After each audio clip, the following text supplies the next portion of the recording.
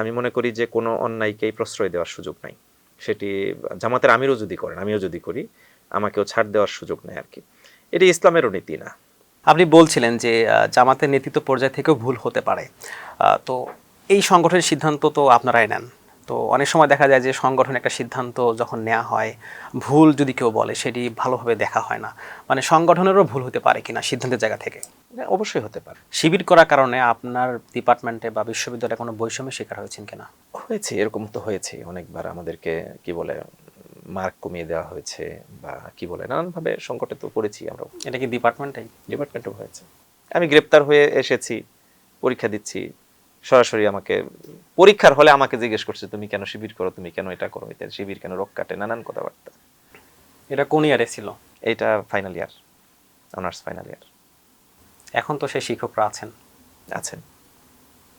এখন তো আপনি এমপি, মানে এখন জি জি, তাদের প্রতি আমার ভালো ধারণাই রাখি। আমি সবসময় শিক্ষকদেরকে রেসপেক্টফুল নয়নেই দেখি, এবং আমি মনে করি যে তারা আর কোনো ছাত্রের ব্যাপারে এরকম মনোভাব না পোষণ করুন। আমরা শুনতে পাই এরকম ভাইব যে ঢাকা বিশ্ববিদ্যালয় করাম, রাজশাহী বিশ্ববিদ্যালয় করাম, চট্টগ্রাম বিশ্ববিদ্যালয় করাম, এবং জামাত ঠিক করে দেয় পরবর্তীতে কে কেন্দ্রীয় সভাপতি হবে। অবাস্তব, কথার কথা। এটা হলো যে আপনার ফেসবুকে চলে, প্রতি বছর দেখবেন যে ছাত্র শিবিরের যখন সেট আপ হয় তার আগ মুহূর্তে কয়েকদিন ব্যাপী আলোচনা চলছে কে হবে ভবিষ্যৎ কেন্দ্রীয় সভাপতি। আমরা তো যেমনটা বলতে শুনি অনেককেই যে শিবিরের ক্যান্টনম্যান খ্যাত ক্যাম্পাস হচ্ছে রাজশাহী বিশ্ববিদ্যালয়। তো আপনি যখন গেলেন তখন কি কি দেখলেন? দেখেন, এটা একটা মিথ, ক্যান্টনমেন্ট রাজশাহী না। আমার মনে হয় যে ছাত্র শিবিরের আমার পর্যন্ত যে ক্যালকুলেশন এবং এখনকার ক্যালকুলেশন হয়তো ভিন্ন। তখনও আমাদের সবচেয়ে বেশি জনশক্তি ছিল ঢাকা বিশ্ববিদ্যালয়ে, জাহাঙ্গীরনগর বিশ্ববিদ্যালয়ে, এরপর রাজশাহী বিশ্ববিদ্যালয়, ইসলামী বিশ্ববিদ্যালয়, এরকম ছিল আর কি। ধরেন যে একটা সিদ্ধান্ত আপনারা নিয়েছেন, ঘটনার অনেক পরে গিয়ে আপনারা বুঝতে পেরেছেন, পরবর্তীতে কি আপনারা সেটা স্বীকার করেন? অবশ্যই স্বীকার করি। এরকম উদাহরণ আছে? এই মুহূর্তে হয়তো মনে পড়ছে না, কিন্তু হয়তো বিশ্লেষণ করলে পাওয়া যাবে। ধরেন জেলা পর্যায়ে বা উপজেলা পর্যায়ে যে কোনো একটা সিদ্ধান্ত হয়েছে, এবং অনেক সময় আমরা সামাজিক মাধ্যম যদি ঘাঁটি, আপনাদের নেতাকর্মী যারা আছেন তারা অনেকেই লেখেন যে এটা সংগঠনের সিদ্ধান্ত, এটা মানতেই হবে। কিন্তু পরবর্তীতে দেখা যায় যে সেটা বায়াসনেস বা কোনোভাবে সেটা মানে প্রভাবিত করা হয়েছে, কিন্তু সেটা ভুল ছিল। কিন্তু এই যে সংগঠনের দোহাই দিয়ে এটাই সিদ্ধান্ত সঠিক বা এটা ইবাদতের মতো একটা বিষয়, এই ব্যাপারটিকে আপনি কিভাবে দেখেন? দেখুন, আমরা তো ইসলামী আন্দোলন করি, আমাদের প্রতিটা ওয়াক্ত, প্রতিটা স্টেপ ইবাদত, এটা আমরা জানি, ইসলাম যারা চর্চা করেন আর কি। তো সুতরাং আমরা সংগঠনের কার্যক্রম করছি, সেটাও তো ইবাদত। এখন সংগঠনের সার্কুলারের আনুগত্য করা, নির্দেশনা আনুগত্য করা, এটাও তো ফরজ, এটাই আমরা জানি আর কি। যারা বিরোধী দলে আছে তারা দায়িত্ব নিয়েছে বিএনপিকে টিকিয়ে রাখার। হাস্যকর কথাবার্তা। দেখুন, একটা দেশে কোনো সরকার থাকলে সেখানে সরকারি দল, ট্রেজারি বেঞ্চ এবং বিরোধী দল থাকবে। বিরোধী দল না থাকলে কিন্তু সরকার নাই। এই গণভোট প্রসঙ্গে বলতে যে আপনাদের দাবি ছিল যে নির্বাচনের আগেই গণভোটটা হবে, তো আপনারা সেই দাবি থেকে সরে আসলেন কেন? দেখুন, সরে আসলাম কেন বিষয়টি এরকম নয়। আপনাকে কিছু বিষয়ে তো আস্থা রাখতে হবে। আপনাদের এখন পর্যন্ত কি কি অ্যাচিভমেন্ট আছে? বিরোধী দলের অ্যাচিভমেন্ট হচ্ছে যে বর্তমানে সরকারের যে ভুলগুলো আছে সেগুলো মানে আঙুল দিয়ে চোখে বুঝিয়ে দিতে পেরেছে। এখানে আমাকে ওই মুহূর্তে সরাসরি শারীরিক নির্যাতনটা করে নাই, এটা একটা দিক। আমাকে যখন গ্রেপ্তার করেছে তখনই শুধুমাত্র আমাকে নির্মম নির্যাতন করেছে। আবার মেজবা সাইদ ভাইকে কিন্তু শারীরিক নির্যাতন করেছে এখানে ব্যাপকভাবে। গ্রেপ্তারের পরে না, প্রত্যেক দিন জিজ্ঞাসাবাদের সময় ব্যাপক নির্যাতন করেছে। এবং আপনি জেনে আশ্চর্য হবেন যে মেজবা সাইদ ভাইকে একটা দিকে এরকম হয় যে তাকে কি বলে ক্রসফায়ার করা হবে, এই সিদ্ধান্তটা নেয় আর কি। মানে কি বলে, স্বরাষ্ট্রমন্ত্রীর পাশে বসে বলছে যে আপনার বাড়ির পাশ দিয়ে মাদক আসে, আপনারই লোক কিনা কে জানে, এরকম সরকার দলীয় এমপি বলছে আর কি।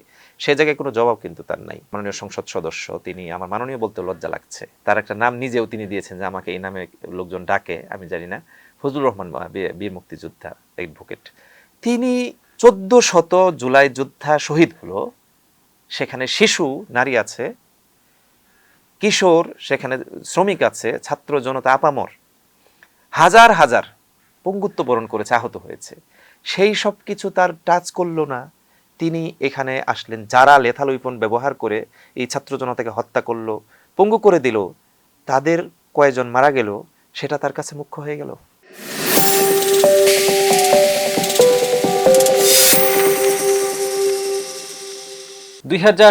সালের ছাত্র জনতা যে গণঅভ্যুত্থান, সেই গণঅভ্যুত্থানের দিনের গল্পগুলো আমরা শুনবো, সেই সাথে সমসাময়িক বিষয়ও থাকছে আজকের মিরর ক্যাফেতে। আমাদের সাথে এই বিষয় নিয়ে কথা বলার জন্য স্টুডিওতে উপস্থিত আছেন হাফেজ রাশিদুল ইসলাম, এমপি শেরপুর 1। আপনাকে মিরর ক্যাফেতে স্বাগত জানাচ্ছি। আপনাকেও ধন্যবাদ। আমরা তো জানি যে আপনি 2022 সালে ছাত্র শিবিরের কেন্দ্রীয় সভাপতি ছিলেন। জি, তখনও কি আপনারা ভেবেছিলেন বা আপনি ভেবেছিলেন যে এরকম একটা গণঅভ্যুত্থান আসতে চলেছে? না, এটা আসলে অবিশ্বাস্য ঘটনাই, এটা বলতে হবে। কারণ বাংলাদেশের মানুষের আপামর জনতার মধ্যে একটা বদ্ধমূল মানে আতঙ্কের নাম ছিল হাসিনা, এবং সবাই ধরেই নিয়েছে আর কি যে এই ভয়াবহতা থেকে মনে হয় আর রেহাই পাওয়া যাবে না। বাট আমরা যারা আন্দোলন সংগ্রামে ছিলাম, ছাত্র সংগঠন করতাম, তাদের মধ্যে তো অবশ্যই একটা টার্গেট ছিল যে আমরা এবং এটা ইসলামেরও নীতি যে সকল জুলুমের পরই একটি স্বাভাবিকতা আসবে। সেই দৃষ্টিভঙ্গি সামনে রাখলে অবশ্যই আমরা আশাবাদী ছিলাম। তবে মানে আপাত দৃষ্টিতে এখনই হচ্ছে এরকম কিছু বলা যাচ্ছিল না। সবাই যেমনটা মনে করেছিল যে শেখ হাসিনা হায়াতে জিন্দেগি যতদিন থাকে। মানে সে যেমন হলো যে 41 সাল পর্যন্ত বলেছিল, এটাকে অনেক সময় অনেকেই কি বলে যায় ভাবতো যে হ্যাঁ এটা হইতেও পারে, এরকম মনে করতো আর কি। তখন আপনারা মানে কোন পরিচিত আগাচ্ছিলেন সেই সময়টাতে? দেখুন, আমরা তো দীর্ঘ সময় ধরে আন্দোলন করছি এবং একদম শক্ত আন্দোলনে চলে যেতে হয়েছে আমাদের 2009 সাল থেকে। বিশেষ করে যখন পিলখানা হত্যাকাণ্ড হলো আর কি, তারপর থেকে আমাদের আন্দোলনটা শুরু, এবং স্পেশালি 2012 সাল থেকে এটা ব্যাপকভাবে শুরু হলো এবং 13 সালে এটা মানে পূর্ণমাত্রা লাভ করলো আর কি। অর্থাৎ সরকার পতনের দিকে যাওয়া ছাড়া আর কোনো উপায় ছিল না। যেমন হেফাজতের যে আন্দোলনটি ছিল এবং তার পূর্বাপর বিষয়গুলো কিন্তু ফাইনালি আওয়ামী লীগের বিরুদ্ধে সরকার পতনের একটি আন্দোলন ছিল আর কি। এই যে দীর্ঘ সময় আপনি বলছিলেন 9 থেকে যে 24 সাল পর্যন্ত, আপনার কি মনে হয়েছে যে এই সময়ের মধ্যেও এরকম গণঅভ্যুত্থানের যে প্রেক্ষাপট সেটি তৈরি হয়েছিল? হ্যাঁ, তৈরি হয়েছে, একাধিকবার তৈরি হয়েছে। এটি দেখেন, আপনি যেমনটি বলছিলাম আর কি যে শাপলা চত্বরের ঘটনাটিও বলা যায় যে একেবারে মাস পিপল, বিশেষ করে বাংলাদেশে সবচেয়ে বেশি সেন্টিমেন্টটা যেটা যে ইসলাম, তাহাজিব তমুদ্দুন, সেই ইসলামের পক্ষের যত মানুষ আছে তারা শুধুমাত্র কৌমি ঘরানার না, শুধুমাত্র আলিয়া ঘরানার না, যারা ইসলামকে ভালোবাসে, আল্লাহ রাসূলকে ভালোবাসে, তারা সবাই কিন্তু এই শাপলা চত্বরের আন্দোলনটাকে সাপোর্ট দিয়েছিল এবং সবাই রাজপথে নেমে এসেছিল। এটি একটা। এরপরে মার্চ ফর ডেমোক্রেসি, মানে এটা তো বলা যায় যে সবকিছু একদম ক্যালকুলেটিভ ওয়েতে আমরা আগাচ্ছিলাম যে এটা সরকার পতন হয়ে যাচ্ছে বলে একটা বলার মতো বিষয় আর কি। বাট সেটা সাকসেস হয়নি। এরপরও আরও সেভারেল আন্দোলন ঘটেছে। এই সব কিছুর ধারাবাহিকতা, মানে একবারে হুট করে জুলাই অভ্যুত্থান হয়েছে এটা বলার সুযোগ নাই। এই যে ব্যর্থ হলো এই বিষয়গুলো, দায় কাকে দিবেন? আসলে দেখুন, এটাকে ওইভাবে দায় দেওয়ার মতো করে আমি কিছু দেখি আমি না। যদি পর্যালোচনা করি যে এই সমস্যাগুলোর কারণে আসলে এটা সফল হয়নি। কেন আপনি দায় দিতে চাবেন? কেন আপনি বলবেন যে সফল না? আমরা কোনো আন্দোলনকে সফল না বলার সুযোগ নেই। কারণ এই ধারাবাহিকতার মধ্য দিয়ে এসে চূড়ান্তভাবে আমি যদি এভাবে বলি, রাজনৈতিক সংগঠনগুলো, ছাত্র সংগঠনগুলো শেষ পর্যন্ত আপামর জনতাকে কানেক্ট করতে পেরেছে। আপামর জনতা বুঝতে পেরেছে যে দেশে এই মুহূর্তে ক্রাইসিসটা কি। যেটা আমরা রাজপথে বলেছি, যেটা আমরা সেমিনারে বলেছি, সিম্পোজিয়ামে বলেছি, আলোচনা সভায় বলেছি, সমাবেশে বলেছি, ফাইনালি সেটার অ্যাওয়ারনেসটা একবারে মাস পিপল পর্যন্ত পৌঁছাতে পেরেছি। আমরা দেখলাম যে 2024 সালে যে গণঅভ্যুত্থান, সেখানে আপনাদের সংযুক্তির ব্যাপারে আপনারা যেমনটা বলে থাকেন, আপনারা শুরু থেকেই ছিলেন। তো সেইখানে আপনার সংযুক্তিটা কিভাবে? আমরা এভাবে আলাদা করে কখনোই বলি নাই যে এই আন্দোলনটা আমাদের, বাট আমরা এই আন্দোলনের শুরু থেকে শেষ পর্যন্ত ছিলাম আর কি। শেষ বলতে কিছু নাই, এখনো তো আছি আন্দোলনে। কারণ আমাদের যে টার্গেট ছিল, লক্ষ্য ছিল, সেই লক্ষ্য তো এখনো হাসিল হয়নি। সুতরাং আমরা আমি নিজেও এই আন্দোলনের সাথে যে যত ধরনের বিষয়গুলো থাকে এখানে আর কি সবগুলোতেই, যেমন বিশেষ করে জুলাই গণ অভ্যুত্থানের যে প্রেক্ষাপটগুলো আর কি, বিশেষ করে অর্ধ জুলাই থেকে শুরু করে আমি গ্রেপ্তার হওয়ার আগ পর্যন্ত বলা যায় আর কি, একেবারে অর্থাৎ 13 তারিখ থেকে শুরু করে 19 তারিখ পর্যন্ত, 20 তারিখ পর্যন্ত আমি এখানে 2-3টি বিষয় নিয়ে কাজ করেছি। একটা হচ্ছে যে ছাত্রদেরকে খাবার পানীয় সরবরাহ কেন্দ্রিক, 2 নম্বর হচ্ছে চিকিৎসা সহায়তা, এরপরে হচ্ছে যে তাদেরকে মানে বিভিন্নভাবে কোন দিক দিয়ে তারা এক্সিট করবে, কোন দিক দিয়ে ঢুকবে, এই বিষয়গুলো দেখভালের দায়িত্ব আমি ছিলাম। এটা কি আপনি নিজ উদ্যোগে করেছেন নাকি আপনাদের দল থেকে বলা হয়? না, না, আমাদের সাংগঠনিকভাবেই এই সাপোর্টগুলো দেওয়ার ব্যাপারে নির্দেশনা ছিল। জামাতের পক্ষ থেকে আমি মহানগরী জামাতের মজলিসের শুরা সদস্য তখন ছিলাম। এরপরে হচ্ছে যে আমি ধানমন্ডি থানার আমির ছিলাম। সেই সময় আমাদেরকে এইভাবে গাইড করা হয়েছে। আপনার কোন কোন জায়গায় দায়িত্ব ছিল সে সময়? আমরা স্পেসিফিকভাবে যেহেতু ধানমন্ডি থানা আমির, আমার সাথে সংশ্লিষ্ট এলাকাটা ছিল ধানমন্ডির কি বলে সাত মসজিদ রোড, যেটা এই রোডকে কেন্দ্র করে বেশ কিছু জায়গা ছিল, বিশেষ করে 15 নম্বর স্টাফ কোয়ার্টার মোড়, এরপরে হচ্ছে যে 27 নম্বর মোড়, এই দিক থেকে সিটি কলেজের মোড় বা যেটাকে আপনার সায়েন্স ল্যাব বলি আমরা আর কি, সেটা এভাবে আর কি এই রোডগুলোতে আমাদের দায়িত্ব ছিল। সেই সময় তো আমরা দেখেছি যে ছাত্রদের সেই সময়টাতে যারা মানে যুক্ত হচ্ছিল তাদেরকে একটু মনে হচ্ছিল যে যারা ছাত্র তাদেরকে অনেকেই প্রশ্ন করছিল যে তারা এখানে কেন যুক্ত হয়েছে, বা একটা ভয়ও ছিল। তো সেই জায়গা থেকে আপনি যখন যাচ্ছিলেন মানে ওই ভয়ের পরিবেশটা ছিল কিনা? অবশ্যই, আমরা তো এরকম হয়েছে সায়েন্স ল্যাবে আমি একদিন অফিস থেকে যাচ্ছিলাম আর কি, বিষয়টা এরকম যে ওই মুহূর্তে তুমুল সংঘর্ষ শুরু হয়ে যাচ্ছে আর কি। আগে থেকে পরিবেশ আঁচ করা যাচ্ছে যে ছাত্রলীগ ঢাকা কলেজের দিক থেকে পুলিশের সাথে বিজিবির সাথে সহায়তা নিয়ে তারা আসতে ছাত্রদেরকে হামলা করবে আর কি। ছাত্ররা তখন সায়েন্স ল্যাব মোড়ে অবস্থান করছে। আমাকে তখন মহানগরী অ্যাসিস্ট্যান্ট সেক্রেটারি বর্তমান যিনি দেলোয়ার ভাই, তিনি ফোন করেন, তুমি কোথায় আছো, যেখানেই থাকো না কেন, অফিসে থাকো, সব বাদ দিয়ে দ্রুত সায়েন্স ল্যাবে পৌঁছা, তোমাদের আশেপাশে যারা লোক আছে, জনশক্তি আছে, তাদেরকে ওখানে পৌঁছা সাপোর্টের জন্য, যেন ছাত্ররা ক্ষতিগ্রস্ত না হয়, তাদেরকে সামগ্রিক সাপোর্টের ব্যবস্থা করো আর কি। এই সাপোর্টগুলো কিভাবে দিতেন আপনারা, মানে কোনো কিছু সাপ্লাই করতেন কিনা? না, আমরা তো খাবার পানীয় সহ তাদের কোনো কেউ ক্রাইসিসে পড়লে তাদেরকে উদ্ধার করা, এই বিষয়গুলো দেখতাম আর কি। আপনি কি বলতে চেয়েছেন, মানে মিন করছেন কি, মানে কোনো অস্ত্রপাতি এই টাইপের? অনেকে তো অভিযোগ। না না না, এই জুলাই গণ অভ্যুত্থানটা পুরোটাই মানে সহিংসতা, কি বলে, একপাক্ষিক। সরকারের পক্ষ থেকে, সরকারের পেটোয়া বাহিনীর পক্ষ থেকে হামলা হয়েছে, এবং বিরোধী পক্ষ যারা এখন জুলাই পক্ষ যারা আর কি, জুলাই যোদ্ধা যারা, তারা শুধুমাত্র তাৎক্ষণিক হাতের কাছে ইট পাটকেল ছাড়া, তাৎক্ষণিক রেলিং থেকে ভেঙে নিয়ে কিছু হাতে নেওয়া ছাড়া, অন্য আর কোনো টিন, তারপরে হলো যে কাঠের তক্তা, এই টাইপের কিছু ছাড়া তো আসলে তাদের হাতিয়ার কিছু ছিল না। কিন্তু এখন তো আমরা দেখছি যে সেই সময়কার যে ব্যাপারগুলো, সেখানে 44 জন পুলিশ হত্যাকাণ্ডের শিকার হচ্ছে। তারা যেমনটা অভিযোগ করে থাকে যে এই ব্যাপারটি কি বলবেন? দেখুন, এখানে যখন ধাওয়া পাল্টা ধাওয়া হচ্ছে, অনেক পুলিশ হয়তো এই আন্দোলনকারীদের মাঝে পড়ে গেছে, তখন এখানে তো বিরাট বড় একটা মানে পুলিশের বিরুদ্ধে মানুষের যে সেন্টিমেন্ট এখনো পর্যন্ত স্বাভাবিক হয়নি। দেখবেন পুলিশ দেখলে মানুষ একটা বিরক্তি, একটা ঘৃণা করে, কারণ যে পুলিশ ছাত্র জনতাকে গুলি করেছে, পিটিয়ে হত্যা করেছে, সেই পুলিশের প্রতি ভালোবাসা থাকতে পারে না, এবং সেটা যখন ইনস্ট্যান্ট ঘটনার সময়, সেসব তার ভয়াবহ ছিল। এবং আমি শুধু একটা ছোট্ট বিষয় বলি আর কি, সাত মসজিদ রোডে ছাত্র জনতার সাথে পুলিশের এরকম সংঘর্ষ চলছে, ছাত্ররা অ্যালুমিনিয়ামের যে কি বলে এটাকে, রেলিং, মাঝখানে যেটা ডিভাইডারের মধ্যে দেওয়া আছে, এই রেলিংটা কিন্তু খুব শক্ত করে লাগানো হয় এবং খুব সিল্ক থাকে আর কি, খুব শক্ত অবস্থায় থাকে, সেটা ভেঙে ফেলতেছে। মানে কয়েক শত ছাত্র মিলে একসাথে যখন টান দিয়েছে, সেটা ভেঙে গেছে। স্বাভাবিক একটা ছেলে মানে ওটা ভাঙার জন্য এটার উপর উঠে গেছে দাঁড় করিয়ে, মানে কি পরিমাণ রাগ গোস্বা থাকলে এরকম এই রেলিং ভাঙার মতো ঘটনা ঘটে, এবং সেটা সে হাতে নিয়ে সে পুলিশের বিরুদ্ধে অবস্থান নিবে, এরকম একটা অবস্থা কিন্তু চলে গেছে। তো সেই জায়গায় পুলিশ মারা গেছে, এটা তো সংঘর্ষে হতেই পারে। মানে এটা হচ্ছে তারা যে প্রথমে হামলা করেছে, এটা রিয়াক্ট, হামলা না তো, শুধুমাত্র সরাসরি গুলি করেছে। হামলা শব্দটা উচ্চারণ করার আগে সরাসরি গুলি করতে করতে এগিয়ে গেছে, এইভাবে বলা উচিত। কিন্তু আমরা তো দেখি যে সামাজিক গণমাধ্যম থেকে শুরু করে যারা জুলাই গণঅভ্যুত্থানের সমালোচনা করেন, তারা পুলিশ হত্যাকাণ্ডের ব্যাপারটা কি বেশি করে দেখান। এটা ইদানিং ইদানিং একজন মাননীয় সংসদ সদস্য, তিনি, আমার মাননীয় বলতে লজ্জা লাগছে, তার একটা নাম নিজেও তিনি দিয়েছেন যে আমাকে এই নামে লোকজন ডাকে, আমি জানি না, ফজলুর রহমান, বীর মুক্তিযোদ্ধা অ্যাডভোকেট, তিনি 1400 জুলাই যোদ্ধা শহীদ হলো, সেখানে শিশু নারী আছে, কিশোর, সেখানে শ্রমিক আছে, ছাত্র জনতা আপামর, হাজার হাজার পঙ্গুত্ব বরণ করেছে, আহত হয়েছে, সেই সব কিছু তার টাচ করলো না।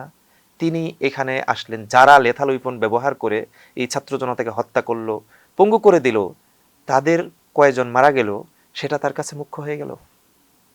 কোনো হত্যাকাণ্ডই আমাদের কাছে পছন্দনীয় নয়, কাম্য নয়, কিন্তু তার অর্থ এই যে যারা হত্যাকারী বাহিনী, আপনি জেনে আশ্চর্য হবেন, আমি যখন গ্রেপ্তার গুম অবস্থায় আছি, সেখানে একজন এসেছে, তার বাবা পুলিশ, বাবার বিরুদ্ধে অবস্থান গ্রহণ করেছে, সে রাজপথে গেছে, এবং সে কারণে গালিগালাজ করছে এখানে পুলিশরা, যে তুই নিমক হারাম, সারা জীবন পুলিশের খাইয়ে এখন এসে পুলিশের বিরুদ্ধে অবস্থান নিছিস।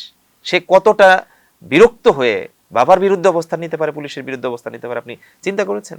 অর্থাৎ সেই সময় আসলে পুলিশ বিরোধী ভূমিকা নেওয়ার কারণে তাদের এই ঘটনাটা ঘটেছে। এটা স্বাভাবিক, এটা স্বাভাবিক। এটা মানে এটাকে যে যেভাবে চিত্রিত করুক, তাদের মধ্যে আমি বলবো যে ভিন্ন উদ্দেশ্য আছে, বাজে উদ্দেশ্য আছে। এখন যারা এই পুলিশের ঘটনাকে খুব বড় করে দেখাচ্ছে, মানে তারা কি জুলাইকে হালকা করার জন্য করছে? অবশ্যই, মানে জুলাইকে, এটা শুধুমাত্র আমার দুঃখ হচ্ছে যে সরকার এই সব ব্যক্তিবর্গের বিরুদ্ধে কোনো ব্যবস্থা নিচ্ছে না।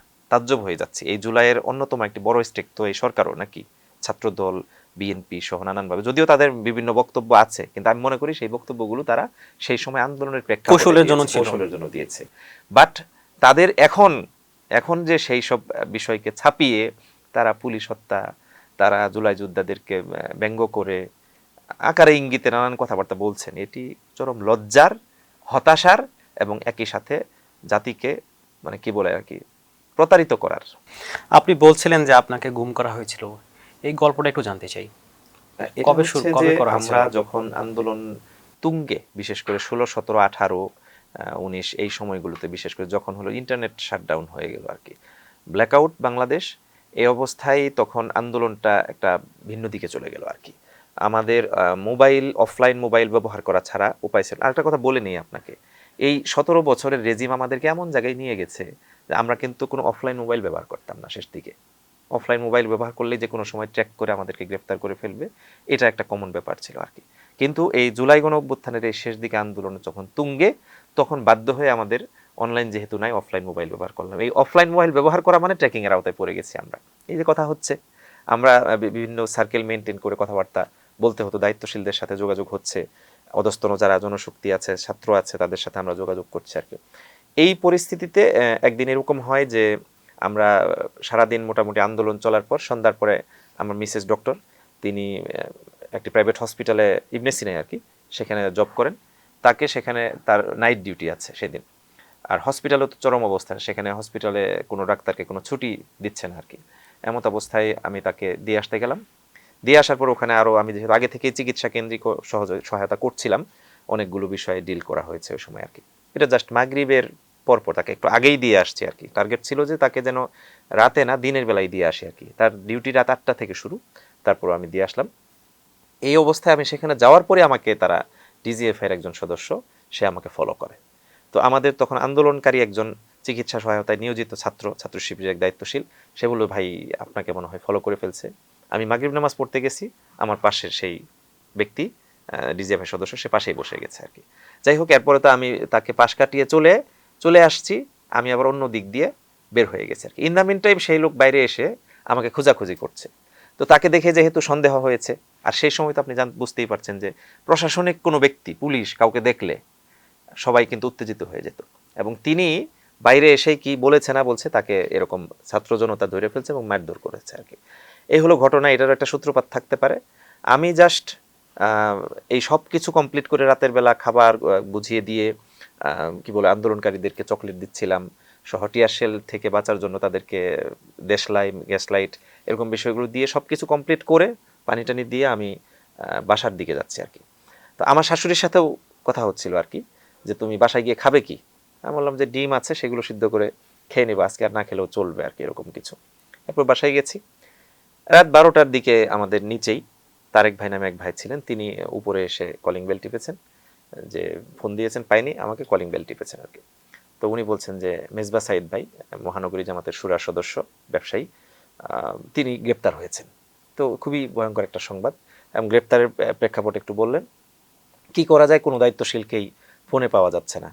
ইন দ্য মিন টাইম বাহিরে তো তখনও কি বলে কারফিউ জারি হয়েছে আর কি, সব কিছু মিলে ভয়ঙ্কর অবস্থা, আমরা তো বাহিরেও বের হতে পারছি না আর কি। এই পরিস্থিতিতে আমরা কি করব, এই সব কিছু মিলিয়ে এই বাসায় থাকার সিদ্ধান্ত নিলাম আর কি।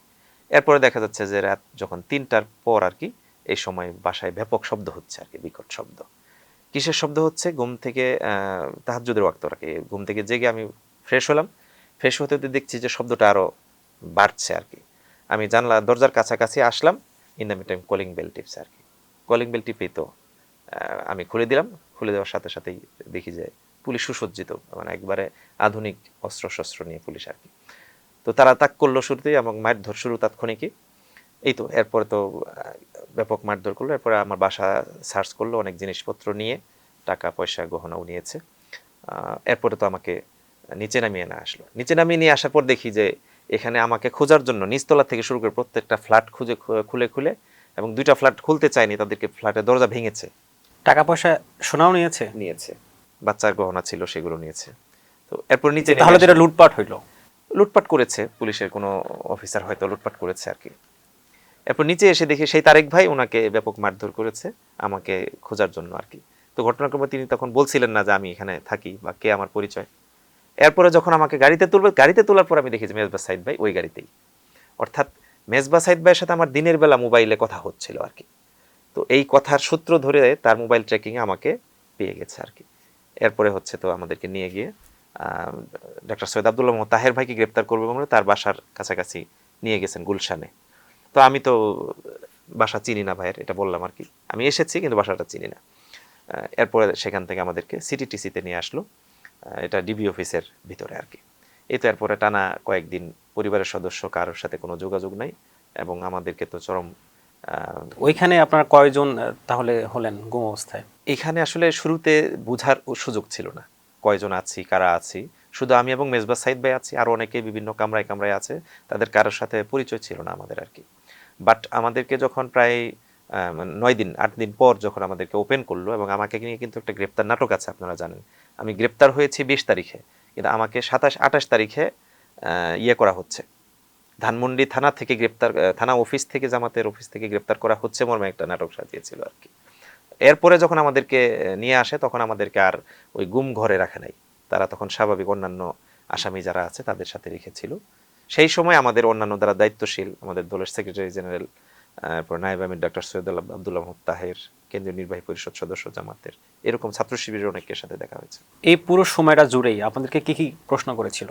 প্রশ্ন একটাই, এই আন্দোলনটা ছাত্র শিবির করেছে, আমি ছাত্র শিবিরের সাবেক সভাপতি, আমাকে এটা স্বীকার করতে হবে, করেছে কিনা, কিভাবে করেছে, কি উদ্যোগ, কোথায় কার দায়িত্ব, এই বিষয়গুলো মূল প্রশ্ন আর কি। মানে একটা স্টেটমেন্ট তারা এটা নিতে চেয়েছে। আমরা তাদের কাছে ইনফরমেশন, তারা বলছে যে এটা তো আন্দোলনটা শিবিরের ব্যাক্ট, তো সেটা তুমি স্বীকার করছো না কেন? আমি বললাম যে এটা শিবিরের ব্যাক্ট কোনো আন্দোলন নয়, এটা সকলের সমন্বিত একটা উদ্যোগ, এটা একটা গণবিস্ফোরণ হয়েছে।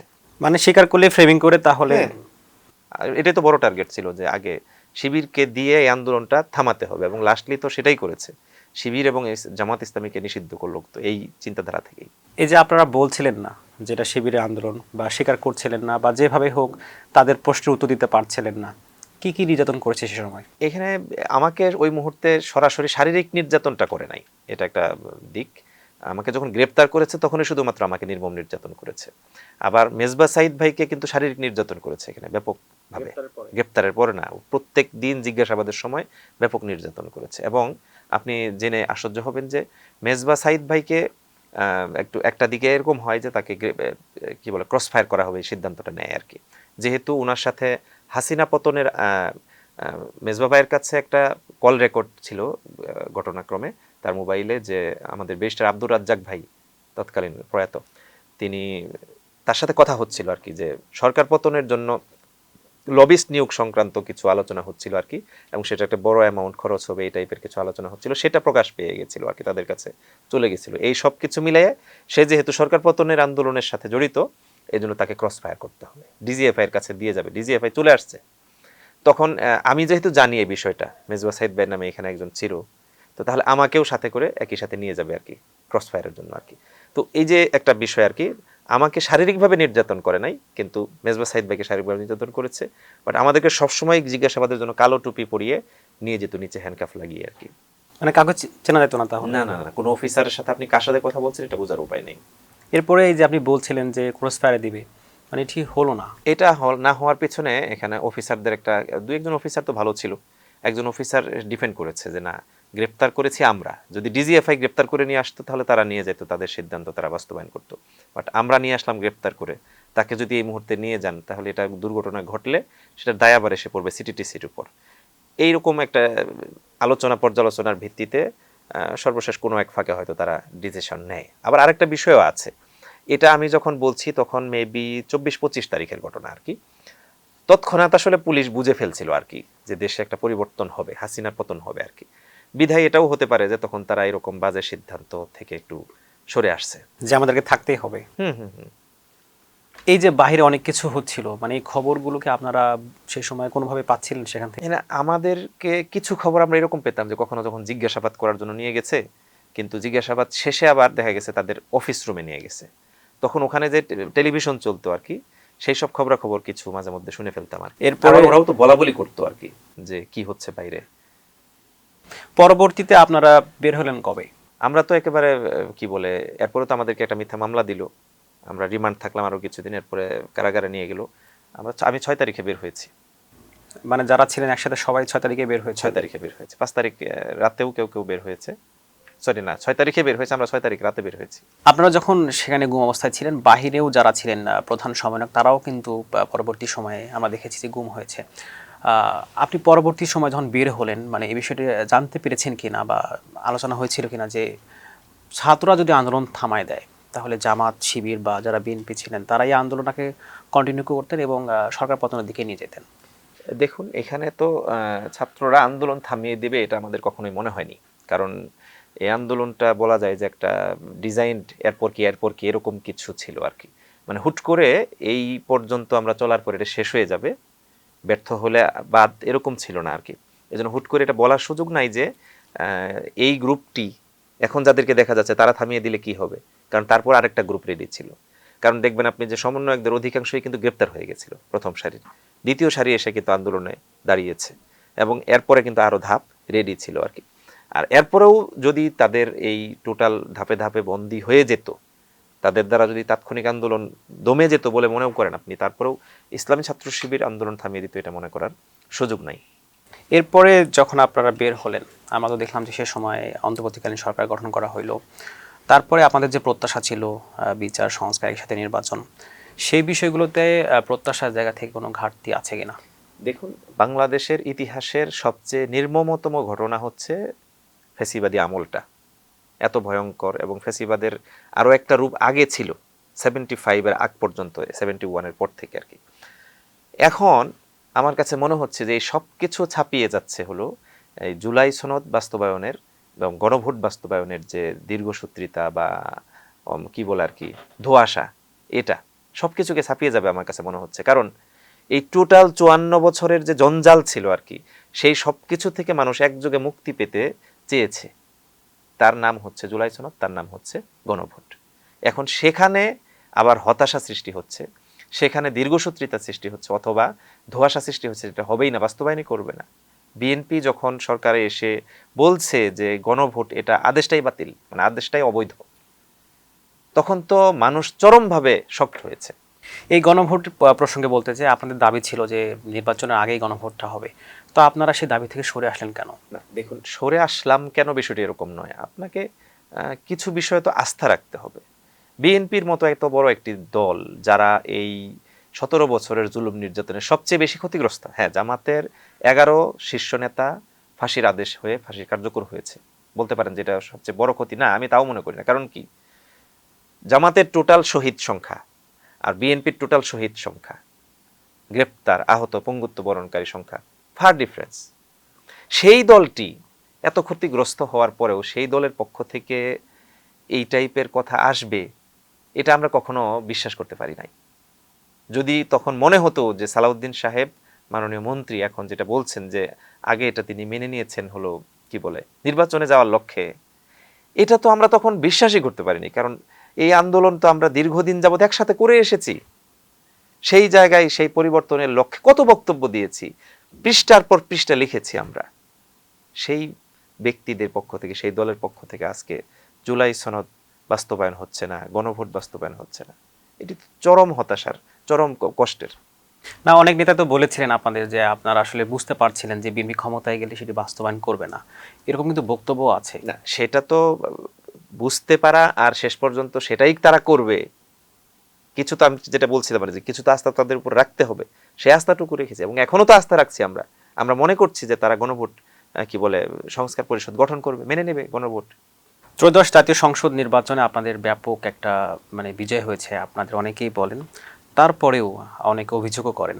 তো নির্বাচন নিয়ে দলীয় পর্যায়ে পর্যালোচনা হয়েছে কিনা? হয়েছে, দলীয় পর্যায়ে তো অবশ্যই হয়েছে। আমাদের তো আসলে টার্গেট ছিল সরকার গঠন, সেই জায়গায় আমরা যেতে পারি নাই।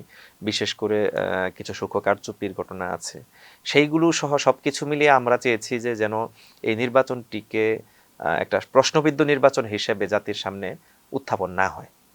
ত্রুটি বিচ্যুতি আছে, বাট আমরা মনে করেছি যে এই ত্রুটি বিচ্যুতি সমেতই আগামী দিনে একটি সুন্দর সরকার চলুক, এবং সেখানে বিরোধী দল হিসেবে আমরা সরকারের ভালো কাজগুলোর কি বলে বাহবা দিব, সরকার যেগুলো ভুল করবে সেগুলোকে আমরা থামানোর জন্য চেষ্টা করব।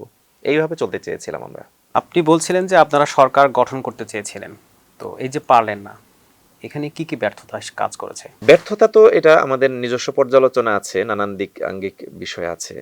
তবে এটা চরম বাস্তব বিষয় যে আমরা মানুষের হয়তো আস্থাভাজন জায়গায় পৌঁছতে পারি নাই। মানুষ হয়তো মনে করে নাই যে জামাত ইসলামী যে দল কখনোই ক্ষমতার ধারে কাছে ছিল না, অনেক দূরে ছিল, সেই দলকে হঠাৎ করে ক্ষমতায় আনবে, এটা হয়তো একটা গ্যাপ থাকতে পারে।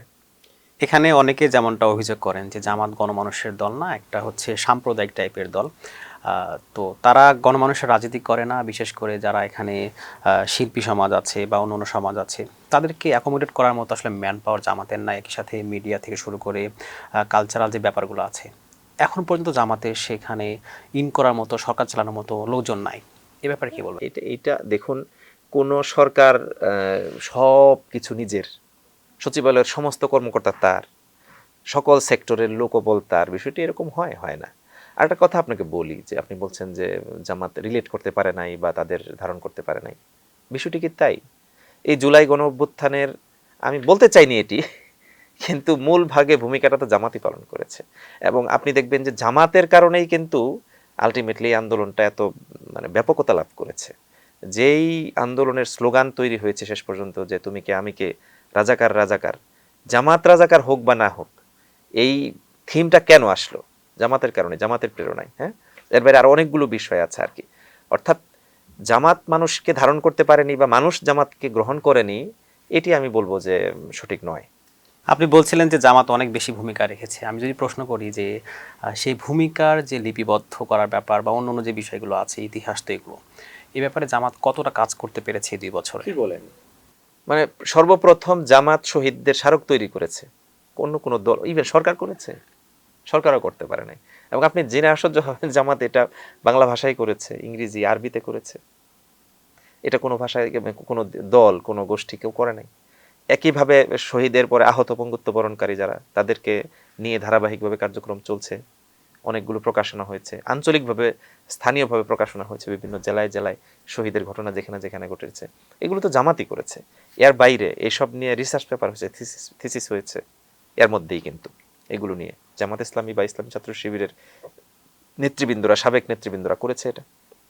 এখানে আমি একটু যুক্ত করতে চাই, সেটা হচ্ছে আপনি বলছিলেন যে আমলা থেকে শুরু করে যারা সরকার বিভিন্ন জায়গায় থাকেন, তারা জামাতের হইতে হবে, ব্যাপারটা এরকম না। কিন্তু আপনারা যে আদর্শিক রাজনীতির কথা বলেন, সেই লোকগুলো যদি মানে জামাতের সেই ব্যাপারটাকে ওন না করে, সে যদি বিশ্বাসই না করে যে জামাতের পলিসি করে দেশকে এগিয়ে নেবে, তাহলে সে কেন সেটাকে মানে পজিটিভলি ধারণ করে কাজ করবে? দেখুন, জামাত যে ওয়েলফেয়ার স্টেটের কথা বলছে, ইসলামী কল্যাণ রাষ্ট্রের কথা বলছে, সেই কল্যাণ রাষ্ট্র সম্পর্কে ব্যাখ্যাও জামাত ইসলামী দিয়েছে। তারা ইশতেহার ঘোষণা, তার পূর্বে বিভিন্ন প্রোগ্রাম করেছে। সেই প্রোগ্রামগুলোর মাধ্যমে যে বক্তব্যটা দিয়েছে, আই থিঙ্ক এটা বর্তমান এই যে হঠাৎ করে জামাত এই ক্ষুদ্র পরিসর থেকে বিরোধী দল হিসেবে একটা বিশাল সংখ্যক আসন করেছে, লাভ করেছে, আগামী দিনে আমার বিশ্বাস যে এই সরকারের সাথে যখন প্যারালালি বিরোধী দল হিসেবে জামাত থাকছে আর কি, সেই সময় জামাতের কর্মকাণ্ড, তাদের তৎপরতা, তাদের গতি প্রবাহ দেখে অবশ্যই আমলারা না, শুধুমাত্র সকল শ্রেণী পেশার মানুষই বুঝতে পারবে যে কেন জামাত এই ওয়েলফেয়ার স্টেটটা চেয়েছে, কেন ইসলামী কল্যাণ রাষ্ট্র জামাত চেয়েছে আর কি। সেটার ভিত্তিতেই শেষ পর্যন্ত আমার বিশ্বাস যে উইদিন শর্ট টার্ম মানুষ জামাত ইসলামীকে ছাড়া অন্য কাউকে বেছে নিতে চাইবে না। আপনি বলছিলেন যে এখনকার যে পরিস্থিতি, জামাত বিরোধী দলে আছে, তারা ভবিষ্যতে সরকারও যেতে পারে বা যাবে। আমার প্রশ্ন হচ্ছে যে আওয়ামী লীগের তো বড় একটা অংশ এখানে ছিল, বাংলাদেশে ছিল একটা পোর্শন, আমরা যদি চিন্তা করি। তো এখন পর্যন্ত জামাত, বিএনপি বা আপনারা যারা ফ্যাসিবাদ বিরোধী আন্দোলনে ছিলেন, তারা কি আওয়ামী লীগকে সেভাবে আসলে ডিল করতে পেরেছেন কি, যে আওয়ামী লীগ নাই বাংলাদেশে? না, আওয়ামী লীগ নাই বাংলাদেশে এটা বলার সুযোগ নাই, কারণ আওয়ামী লীগের কয়জন দেশের বাইরে গেছে বা আত্মগোপনে আছে, এই সংখ্যাটা কত? মানে যারা আওয়ামী লীগের মাস সাপোর্টার তারা তো সমাজেই আছে। হ্যাঁ? এই দৃষ্টিকোণ থেকে আমি বলবো যে আপনি হঠাৎ করে এই বিশাল বিপুল সংখ্যক সাপোর্টারদেরকে বিচারের আওতায় আনবেন, তাদেরকে গ্রেপ্তার করে জেলখানায় নিয়ে আসবেন, এটা একটা অবান্তর চিন্তা। কিন্তু যারা দোষী, যারা, হ্যাঁ এটা ঠিক যে আওয়ামী লীগকে যারা সাপোর্ট করবে তারাও দোষী একদিক থেকে, কিন্তু তাই বলে এভাবে সবাইকে তো আর আপনি ঢালাওভাবে দোষী করে বিচারের আওতায় আনলে এখানে দেশে তো একটা বিশৃঙ্খলা সৃষ্টি হয়ে যাবে। এই জন্য প্রকৃত দোষী যারা, যারা ফৌজদারি অপরাধ করেছে এবং যারা এই অপরাধের সহযোগী ছিল, যারা এই অপরাধগুলো প্ল্যান করেছে, তাদের বিরুদ্ধে অবশ্যই বিচার করতে হবে। কিন্তু এখন এটা তো বিচার করার দায়িত্বটা তো আমাদের না। হ্যাঁ, আমরা অভিযোগ করেছি, মামলা করেছি, বিচারটা ফায়সালা করবে হলো সরকার, আদালত। সেই আদালতটা আজকে দুঃখজনক হলো যে স্বাধীনভাবে কাজ করতে পারছে না। ট্রাইব্যুনালকে নানানভাবে দিক নির্দেশ করা হচ্ছে। বিচার কি বলে, ইতোমধ্যে যেগুলো আবেদন পড়েছে সেগুলো দীর্ঘসূত্রিতা শুরু হয়েছে। এই সব কিছু মিলিয়ে আমি বলবো যে সরকারকেই এখন এটির দায়ভার নিতে হবে, দায়িত্ব নিতে হবে। ধরেন কখনো যদি আওয়ামী লীগকে আবারও নির্বাচন করতে দেওয়া হয়, বিশেষ করে কে জাতীয়, দেবে? ধরেন বিএনপি দিল, কেন দেবে? হইতে পারে না? আপনি তো বললেন একটু আগে যে বিএনপির প্রতি আস্থা রেখেছিলেন, সে আস্থা তারা ভঙ্গ করেছে, এটা তো হইতে পারে। তো যদি আওয়ামী লীগকে আমার তারা, মনে হয় না বাংলাদেশের মানুষ আওয়ামী লীগকে আর গ্রহণ করবে। যে বাংলাদেশের মানুষ আওয়ামী লীগকে প্রত্যাখ্যান করার জন্য 5 আগস্ট পর্যন্ত এই পরিস্থিতিতে পৌঁছেছে, সেই মানুষ আর আগামী দিনে আওয়ামী লীগকে গ্রহণ করবে না। এই যে লোকগুলো যারা আওয়ামী লীগ করতো তাদের মধ্যে কি কোনো ধরনের অনুতপ্ততা যে ব্যাপারটি আপনারা খেয়াল করেছেন? দুঃখ এটাই, আওয়ামী লীগের তৃণমূল পর্যায়ের কিছু নেতার মধ্যে দুঃখবোধ আছে। সেন্ট্রাল পর্যায়েও দু একজন এটা নিয়ে বলে, বাট সামগ্রিকভাবে আওয়ামী লীগ, তার দলের প্রধান বা তার কো-প্রধান, তার আশেপাশে যারা আছে, এদের মধ্যে কোনো অনুশোচনা বোধ নাই। আমি মানে দলটা আসলে রাজনীতি, গণতন্ত্র এসবে বিশ্বাসী না, হিংস্র। এই যে এত ভয়ঙ্করভাবে হামলা করলো ছাত্র জনতার উপর, মানুষ মেরে ফেললো, শিশু কিশোর পর্যন্ত রেহাই পেল না, সেই দল চুপ থাকা উচিত না? তাদের উচিত না যে নমনীয় হয়ে কথা বলা? কিন্তু এখনো ফেসবুকে তারা যেভাবে কথা বলছে যে এটা হওয়ারই ছিল, এবং আস্তাগফিরুল্লাহ। এই যে একদম তৃণমূল পর্যায়ে যারা আওয়ামী লীগের আছে তারা যেন এক জায়গায় না হতে পারে বা তাদের আদর্শটাকে বিলং করতে না পারে, সেক্ষেত্রে অনুতপ্ততা বা অন্য দলগুলোতে যাওয়ার ক্ষেত্রে যে পরিবেশ পরিস্থিতির ব্যাপার, সেটিকে আপনারা বা বিএনপি সৃষ্টি করতে পারছেন? না, এটা তো অবশ্যই প্রত্যেক দলের একটা আইডিওলজি আছে, প্রত্যেক দলের গঠনতন্ত্রও আছে।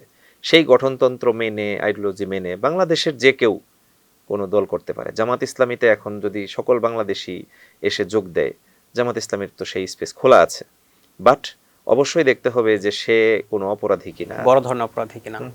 অবশ্যই এটা দেখা ছাড়া তো আমি মনে করি যে সে আরো দেশকে অস্থিতিশীল পরিস্থিতিতে ফেলার ক্ষেত্রে ভূমিকা রাখলো, তাহলে জামাত ইসলামী বা বিএনপি যাই বলেন না কেন, এটা করতে দেওয়া যাবে না। এখন তো আপনারা সংসদে আছেন, সরকার এই যে 4 মাস 5 মাস হচ্ছে কি কি কাজ করেছে? সরকার বেশ কিছু উদ্যোগ নিয়েছে, তবে কিছু কিছু উদ্যোগ আবার প্রশ্নবিদ্ধও হয়েছে আর কি। যেমন একটা গুরুত্বপূর্ণ উদ্যোগ হচ্ছে যে খাল খনন। নিঃসন্দেহে এটি আমাদের জন্য কৃষি ব্যবস্থাপনা এবং নিষ্কাশন, পানি নিষ্কাশনের ব্যাপারে এটি খুবই উপকারী একটি প্রজেক্ট। বাট এটিতে চরম দুর্নীতি, অনিয়ম শুরু হয়েছে, এবং খালগুলো বলা যায় যে এমনভাবে, এমন টাইমে খনন করা হয়েছে যে তারপরই বর্ষা, এখন খালের পার বলতে আর কিছু নেই, আবার এই জমি সব আবার কি বলে জমিতে চলে গেছে আর কি, পলিগুলো আর কি। অর্থাৎ এই টাইপের দুর্নীতিগুলো যদি এখনই সরকার শুরু হতেই এরকম একটি প্রজেক্ট, ভালো প্রজেক্ট, কিন্তু সেটার ইম্প্যাক্ট এখন আবার কিছুটা নেগেটিভিটির দিকে চলে যাচ্ছে, তাহলে তো সংকট তৈরি করবে। এর বাইরে তারা একটা ভালো প্রজেক্ট নিয়েছে যে ফ্যামিলি কার্ড। দেখা যাচ্ছে যে সেখানে স্বজন প্রীতির অভিযোগ চলে আসছে, সেখানে তারা ফ্যামিলি কার্ড দেওয়ার নাম করে নারী নির্যাতন, ভয়ঙ্কর ধর্ষণের ঘটনাও ঘটেছে আর কি। এই সব কিছু তো পজিটিভ করতে গিয়ে খারাপ হয়ে যাচ্ছে আর কি। আমি বিশ্বাস করি না যে পুরোপুরি পজিটিভ, উপকার যে কিছু হয়নি তা না, বাট এগুলো জনমনে একটা অস্বস্তি সৃষ্টি করেছে। পাশাপাশি ধরেন যে বেশ কিছু জায়গা, সবচেয়ে বড়টা তো আমি বলি নাই, আইন শৃঙ্খলা পরিস্থিতি নিয়ন্ত্রণিত করতে পারে নাই সরকার। তো ক্ষমতায় এসে তার প্রথম উদ্যোগ নেওয়া দরকার ছিল আইন শৃঙ্খলা সুশাসন, যেটা আর কি। সেই জায়গায় স্বরাষ্ট্র মন্ত্রণালয় দেখবেন যে মাদক নিয়ন্ত্রণ করতে পারলো না এখনো পর্যন্ত। সরকারের মানে কি বলে, স্বরাষ্ট্রমন্ত্রীর পাশে বসে বলছে যে আপনার বাড়ির পাশ দিয়ে মাদক আসে, আপনারই লোক কিনা কে জানে, এরকম সরকার দলীয় এমপি বলছে আর কি। সে জায়গায় কোনো জবাব কিন্তু তার নাই। ওনারা গতানুগতিক কিছু কথা বলছেন, একটা বিল আনছেন, এইসব বিল এনে গতানুগতিক কথা বলে মাদক বন্ধ হবে না, এটা তিনিও জানেন, সরকারের সকল এমপিরাও জানে, সরকারের মানে দলও জানে। সারা বাংলাদেশের আপামর মানুষ এখন এটার জন্য সাফারার হচ্ছে, কোনো ভূমিকা নাই। এরপরে হচ্ছে যে বিচারের দীর্ঘসূত্রিতা তো আছেই। এই সব কিছু মিলিয়ে আমি বলবো যে সরকার অনেকগুলো ডিসিশন নিয়েছে, হয়তো মনে হচ্ছে আপাত দৃষ্টিতে এগুলা খুব দেখতে সুন্দর, ইভেন প্রাইম মিনিস্টার খুবই খোলামেলা চলাফেরা করেন, প্রোটোকল নিচ্ছেন না, ঢাকা শহরকে তিনি নানান কথাবার্তা চমৎকার বলছেন, তার মন্ত্রীরা তো চলছে না। বিদ্যুৎ মন্ত্রী, জ্বালানি মন্ত্রী, তিনি কি পরিমাণ অসংলগ্ন কথা বলছেন। তিনি বলছেন যে দেশে কোনো বিদ্যুতের সংকট নাই, আবার বলে যে লোডশেডিং হবে 10 ঘন্টা ইত্যাদি ইত্যাদি। বৈপরীত্যের কথা না। আপনাদের এখন পর্যন্ত কি কি অ্যাচিভমেন্ট আছে? বিরোধী দলের অ্যাচিভমেন্ট হচ্ছে যে বর্তমানে সরকারের যে ভুলগুলো আছে সেগুলো মানে আঙুল দিয়ে চোখে বুঝিয়ে দিতে পেরেছে এবং সেগুলোর এগেনস্টে সোচ্চার থেকেছে। এবং আপনি দেখবেন যে ব্যাংক রেজুলেশন অ্যাক্ট 18 ক, সেটার বিরুদ্ধে বিরোধী দল অবস্থান নিয়েছিল এবং সেটা মানতে বাধ্য হয়েছে। এরপরে কর কি বলে আর কি কাঠামো নিয়ে জামাত ইসলামের পক্ষ থেকে, বিরোধী দলের পক্ষ থেকে কথা হয়েছে, সেটা মেনে নিয়েছে। এরপর হলো যে ট্যাক্সেশনের ক্ষেত্রে একেবারে মুদি দোকান পর্যন্ত, বাইসাইকেল, এই অনেকগুলো বিষয় আর কি এগুলো বিল আকারে এসেছিল, সেগুলোর বিরুদ্ধে অবস্থান করেছে বাজেটে। এর বাইরে হচ্ছে যে আমরা তো প্রত্যেকটা ব্যাপারেই কি বলে যেগুলো সংশোধন করা দরকার, বিলগুলো যেগুলো খেয়াল করা দরকার সেগুলোর ব্যাপারে কথা বলেছি। ইভেন সবচেয়ে মর্মান্তিক হচ্ছে যে তারা গণভোটকে যখন বাতিল করে দিল, অনেকগুলো অধ্যাদেশ যখন ল্যাপস করে দিল, তখন আমরা চুপচাপ বসে থাকি নাই। আমরা সংসদ থেকে কথা বলে যখন কোনো স্পেস পাচ্ছি না, শেষ পর্যন্ত ওয়াকআউট করে চলে এসেছে এবং এই ওয়াকআউট করার ঘটনা একাধিক ঘটেছে আর কি। তো এই সব কিছু মিলিয়ে আমরা সরকারের ভুলগুলো সংশোধন, ভুলগুলো থামানোর ব্যাপারে আমরা শক্ত অবস্থানে আছি।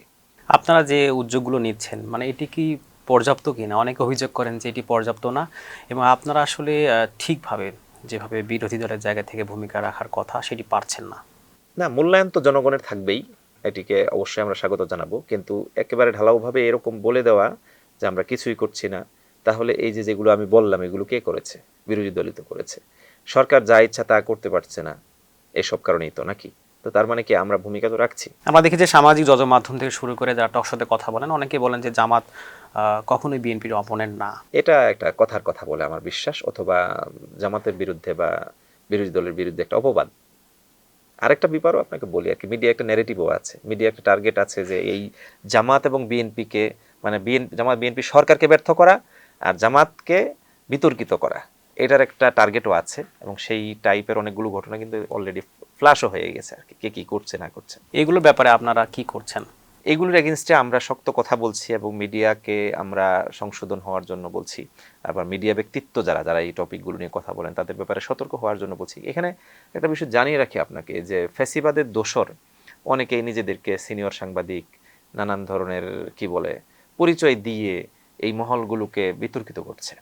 মানে সাংবাদিক অঙ্গনটাকে কলুষিত তারা আগেও করেছে, যে কারণে ফ্যাসিবাদ মজবুতি পেয়েছে। সাংবাদিকদের কিন্তু একটা বড় রোল ছিল, আপনি জানেন হয়তো, সাংবাদিকদের একটা বড় রোল কিন্তু শেখ হাসিনার এই এস্টাবলিশমেন্টের ব্যাপারে ভূমিকা রেখেছে। আজকে এখনো এসে তারা কথা বলছে মিডিয়াতে, আপনি জেনে আশ্চর্য হয়ে যাবেন যে একটা মিডিয়াতে 3 জন কি বলে গেস্ট নিয়ে যাবে, খুব সুন্দর করে বাছাই করে তারা এই ফেসিবাদের দোসর 2 জনকে নিয়ে যাচ্ছে আর একজনকে কোনো রকম একটু নিয়ে যেয়ে বসায় রাখছে আর কি। এমনও হচ্ছে যে 6 জন 7 জন করে নিয়ে একটা টক শো করছে আর কি, আলোচনা করে গোল টেবিল বৈঠক করছে। সেখানে সেই 7 জনের মধ্যে দেখা যাচ্ছে 5 জন ফ্যাসিবাদের কোনো না কোনোভাবে বিগত সময়ও সাফাই গিয়েছে, এখনো যাচ্ছে। অর্থাৎ এগুলো আমি মনে করি যে একটি পরিকল্পিত উদ্যোগ এবং এর বিরুদ্ধে আমরা অলরেডি বলছি, বিষয়গুলো সতর্ক হওয়ার জন্য বলছি। সরকারকে অতি দ্রুত এই ব্যাপারে উদ্যোগ নেওয়া দরকার, না হলে ফ্যাসিবাদের এস্টাবলিশমেন্টকে সামনের দিকে আরো বড় করে দেখা হবে, সরকারকেও হেয় করা হবে আর বিরোধী দলকে তো হেয় করা হচ্ছেই। আমরা দেখছি আপনার গণভোট নিয়েও মাঠে আছেন এবং অনেকে অভিযোগ করছেন যে এই গণভোটের যে আন্দোলন সেটা সম্পৃক্ততা জনগণের সাথে সেভাবে হচ্ছে না। এই অভিযোগ অনেকে করছেন, একই সাথে মিডিয়া কাভারেজের যে ব্যাপারটা সেটাও ঠিকঠাকভাবে হচ্ছে না। এই ব্যাপারে কি বলবেন? এটা মানুষের কি বলে সম্পৃক্ততা নাই এটা বলার সুযোগ নাই তো, কারণ এত বড় বড় সমাবেশে তো মানুষ হচ্ছে। এমনকি আপনি জেনে আশ্চর্য হবেন যে ইন্টারনাল সেমিনারগুলো হচ্ছে, সিম্পোজিয়ামগুলো হচ্ছে, সেখানেও ব্যাপক উপস্থিতি। অর্থাৎ কোনো কর্মসূচি গণসম্পৃক্ত নয়, এটা একটা বাড়িয়ে বলা আর কি, মানে এটাকে কি বলে, বাড়িয়ে না বলে কি বলা যায় এটাকে, এক ধরনের এমবার্গো দিচ্ছে আর কি মিডিয়া, এবং এটি এক ধরনের চক্রান্তও হতে পারে আর কি, যে বিরোধী দলের আন্দোলনকে বড় করে দেখানো হবে না, এটাই আমি মনে করছি আর কি। এই মানুষগুলো অনেকটা আপনাদের দলের বলা হচ্ছে, কারা? এই যারা এই আন্দোলন করতে আসতেছে। হতেই পারে। কিন্তু সাধারণ মানুষ যদি না হয়, যেমন আমরা দেখলাম যে নাহিদ ইসলাম তিনি বললেন একটা বক্তব্যে যে আবার গণঅভ্যুত্থান হবে, তো গণঅভ্যুত্থান হইতে গেলে তো রাজনীতির বাহিরে যারা মানুষ আছে তাদেরকে সম্পৃক্ত করতে হবে। আপনাকে তাহলে যেতে হবে হলো চা স্টলে। মানুষ এত সবসময় আন্দোলনে চলে আসবে সবসময়, বিষয়টি এরকম হতে পারে, নাও হতে পারে। প্রয়োজন বুঝে ঝোঁক বুঝে মানুষ কোপ মারবে, আসবে। আপনাকে এজন্য বোঝার জন্য চা স্টলে যেতে হবে, মানুষ ওখানে কি কথা বলছে, এ সরকারের সিদ্ধান্তের বা বর্তমান অবস্থানের বিপরীতে তাদের অবস্থান কি, তাদের মূল্যায়ন কি। এই জন্য আমি বলবো না যে হঠাৎ করে আপনি একটা ডিসিশন নিয়ে নেবেন যে না কোনো জনসম্পৃক্ততা নাই, এটা আমি মনে করি যে একটা মিসকনসেপশন হবে। এই যে চায়ের দোকানে যারা কথা বলছেন তাদেরকে কি আপনার এই সমাবেশগুলোতে আনতে পারতেছেন? আনছি যেখানে আনার মতো। আরেকটা বিষয় হচ্ছে যে আপনাকে এই মুহূর্তে আমরা কি বলে একেবারে সরকার পতনের আন্দোলনে চলে যাচ্ছি এরকম প্রেক্ষাপট এই মুহূর্তে তৈরি হয়নি। আগে সরকার, আমরা চাচ্ছি যে সরকার সংসদের ভিতরে আমরা যে আলোচনা করছি সেই আলোচনার ভিত্তিতেই আলোচনা মেনে নিয়ে তারা ডিসিশন নেবে গণভোটের ব্যাপারে, বাস্তবায়নের ব্যাপারে। দেন তারা সংবিধান সংস্কার করবে, পরিষদ গঠন করার তার আগে। আর এগুলো যদি সংসদে আমরা না করতে পারি, সংসদে আমাদের আলোচনা চালিয়ে যাব, তার পাশাপাশি আমরা রাজপথে কর্মসূচি চালাচ্ছি, দলীয় অঙ্গনে এবং দলের বাইরেও বিভিন্নভাবে আমরা মানুষকে সংগঠিত করার জন্য চেষ্টা চালাচ্ছি, বিভিন্নভাবে ক্যাম্পেইনও আমরা করছি। এই সব কিছু মিলিয়ে যদি আমরা দেখি যে বিএনপি এত কিছুকে উপেক্ষা করে শুধুমাত্র তাদের নিজ ইচ্ছা ইগো এইসব কিছুকে বাস্তবায়ন করবে, আর দেখেন কি যে এখানে কিন্তু ধোঁয়াশা আছে। কিন্তু বিএনপি বলছে যে তারা জুলাই সনদ অক্ষরে অক্ষরে বাস্তবায়ন করবে, আবার আমাদেরও দাবি কি যে জুলাই সনদ বাস্তবায়ন হোক, নাকি? তাহলে দুটো কিন্তু একই, কিন্তু বাস্তবায়নটা হচ্ছে না বা হওয়ার পথে তারা কিছু, আবার হঠাৎ করে বলছে যে তারা জুলাই কি বলে একটা বিল এনেছে, যে জুলাই আন্দোলনকারীদের সুরক্ষা সংক্রান্ত বিল একটা মেনে নিয়েছে। আবার দেখা যাচ্ছে যে তারা বলছে জাদুঘর খুলে দেবে, আবার দেখা যাচ্ছে জুলাই আন্দোলনকারীদের ভাতা দিয়ে দিচ্ছে। অর্থাৎ কিছু কিছু করে মানছে আর কি। এই জন্য হঠাৎ করেই আপনি এটার এগেনস্টে সরকার পতনের জন্য আমরা এখনই আন্দোলন করব, এখনই সকল মানুষকে রাজপথে নিয়ে আসব, এটা আমার কাছে মনে হচ্ছে যে প্রয়োজন পড়বে না, তার আগেই বিএনপি মেনে নেবে। এইখানে আমি যেটা দেখেছি যে বিভিন্ন বক্তব্যে আপনাদের নেতারা অনেকেই বলেন যে 3 দিনের মধ্যে, 5 দিনের মধ্যে, 10 দিনের মধ্যে এর মধ্যে কেউ বলেছে এরকম? ফলানো আমার মনে সম্ভব। হয় না, এর মধ্যে বলার কথা না। এই প্রসঙ্গে একটা কথা আমরা লোকের মুখে শুনতে পাই যে যারা বিরোধী দলে আছে তারা দায়িত্ব নিয়েছে বিএনপিকে টিকিয়ে রাখার। হাস্যকর কথাবার্তা। দেখুন, একটা দেশে কোনো সরকার থাকলে সেখানে সরকারি দল, ট্রেজারি বেঞ্চ এবং বিরোধী দল থাকবে। বিরোধী দল না থাকলে কিন্তু সরকার নাই, তাই তো? নাকি নতুন করে বিরোধী দল নিযুক্ত করার জন্য হয় তাকে কোনো একটা গ্রুপকে বিরোধী দল করতে হবে, অথবা নতুন করে নির্বাচন দিতে হবে আর কি। 11 দলের জোটের যে ভবিষ্যৎ, এই ভবিষ্যৎ কি? আমরা দেখলাম যে একটা গুঞ্জন শোনা যাচ্ছে যারা ইসলামিক দল আছে তারা বের হয়ে যেতে পারে। দেখুন, রাজনীতিতে শেষ কথা বলে কিছু নেই, এরকম একটা কথা আছে আবার। তো এজন্য কে জোটে থাকবে কে থাকবে না এটা তাদের নিজস্ব পলিসি প্রোগ্রামের ব্যাপার আছে আর কি। তো সেই বিষয়গুলোকে সামনে রাখলে যদি ইসলামী দলগুলোর মধ্যে কেউ কেউ চলে যেতে চায়, তাহলে তাদেরকে তো আপনি জোর করে আটকাতে পারবেন না। হ্যাঁ, তবে জোটের বোঝাপড়া আলোচনার ভিত্তিতেই হয়তো একটা ডিসিশন হবে। বাট আমার কাছে মনে হচ্ছে না যে এই মুহূর্তে এরকম কোনো বাস্তবতা তৈরি হয়েছে, অথবা কোনো দলের পক্ষ থেকে এরকম দেখা যাচ্ছে যে তারা চলেই যাবে। আমার কাছে মনে হচ্ছে না। আপনি কি মনে করেন যে এটি বিএনপির পক্ষ থেকে এক ধরনের চাপ যারা এখানে এটা আছে? বলতে চাইনি।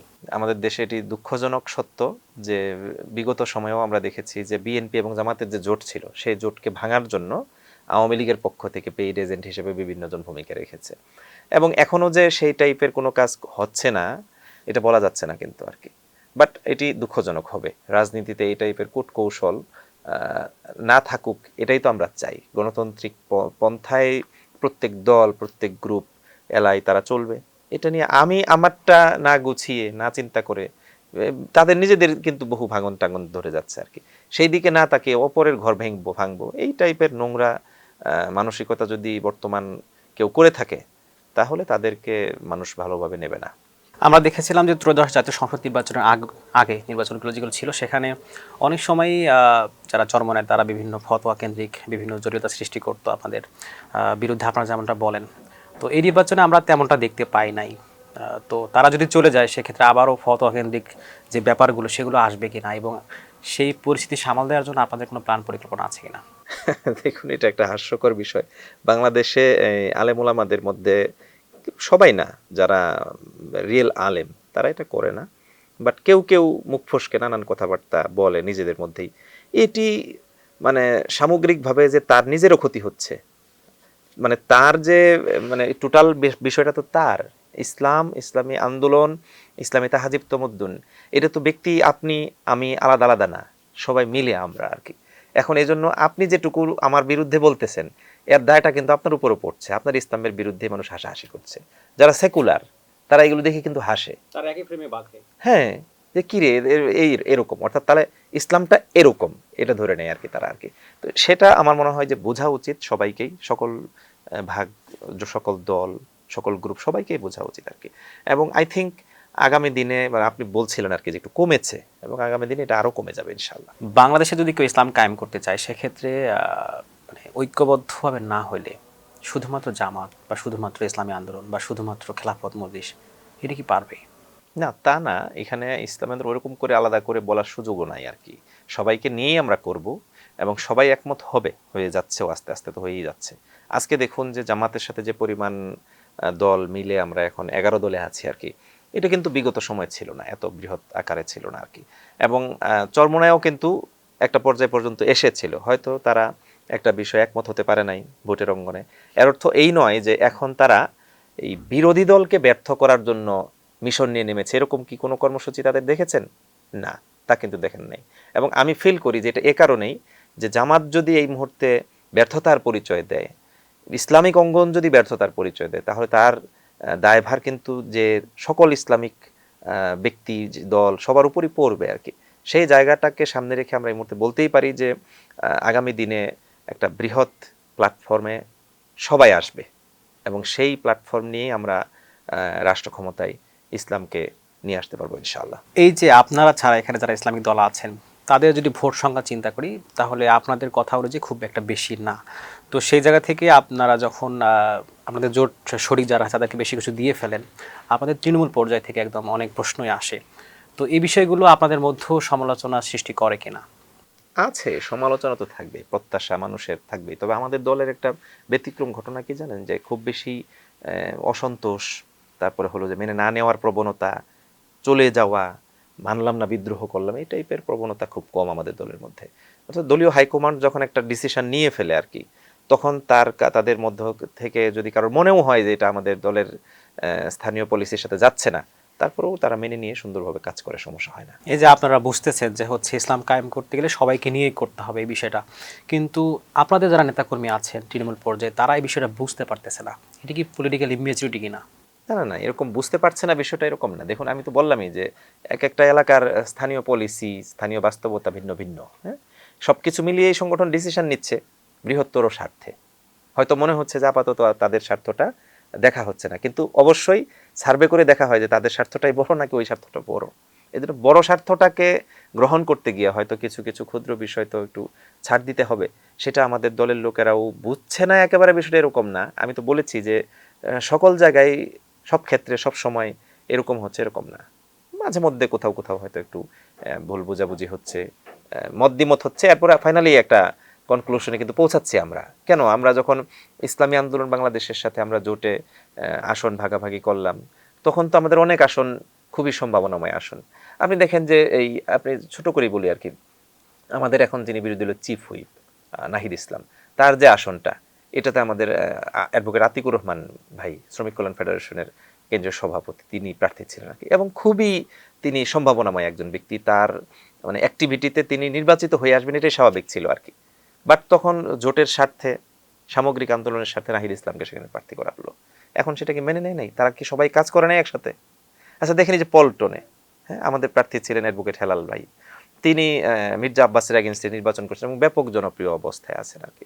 তারপরে এখানে এসে নাসিরুদ্দিন পাটোয়ারিকে প্রার্থী করা হলো, জোটের স্বার্থে, দলের স্বার্থে। আমাদের সবাই তো একযোগে নাসিরুদ্দিন পাটোয়ারি নিয়ে, আমাদের মধ্যে কিন্তু এই টাইপের কোনো হীনমন্যতা নাই। কিন্তু সারওয়ার তুষার যে অভিযোগ করে যে সেখানে আসলে জামাতে যিনি প্রার্থী ছিলেন তিনি দাঁড়িয়েছিলেন এবং বেশ কিছু ভোট আসলে সেদিকে পরে চলে কিন্তু গেছে। তাকে বহিষ্কারও করা হয়েছে। অর্থাৎ এরকম আমি তো বলেছি যে ত্রুটি বিচ্যুতি যে দু এক জায়গায় নাই, তা কিন্তু না। পরবর্তীতে ডিসিশনও কিন্তু নেওয়া হয়। একটু ব্যক্তিগত প্রসঙ্গে আসতে চাই, সেটি হচ্ছে আপনি ছাত্র রাজনীতির সাথেও যুক্ত ছিলেন। কবে কোন ক্লাস থেকে যুক্ত হয়েছিলেন? আমি বলা যায় যে আমি ছাত্র শিবিরের সাথে আমরা পারিবারিকভাবেই জড়িত আর কি। আমার বাবাও জামাত ইসলামীদের সাথে সাথে জড়িত ছিলেন, আমার ভাইয়েরা ছাত্র শিবিরের সাথে জড়িত ছিলেন। অর্থাৎ এইভাবেই আমরা আবহে গড়ে উঠেছি। তবে ফাইনালি আমি যখন ক্লাস 9-এ পড়ি তখন একদম ফর্মালি ছাত্র সংগঠনের সাথে সম্পৃক্ত হই। তখন পর্যন্ত কি আপনার স্বপ্ন ছিল? কি স্বপ্ন? যে কোনো স্বপ্ন, জীবনের স্বপ্ন থাকে না মানুষের? জীবনের স্বপ্ন ছিল মানুষের মতো মানুষ হওয়া, জ্ঞান অর্জন করা, এগুলো ছিল। জীবন বোধের যে ব্যাপারটা, এটা কোন ক্লাস থেকে বুঝতে শিখেছেন?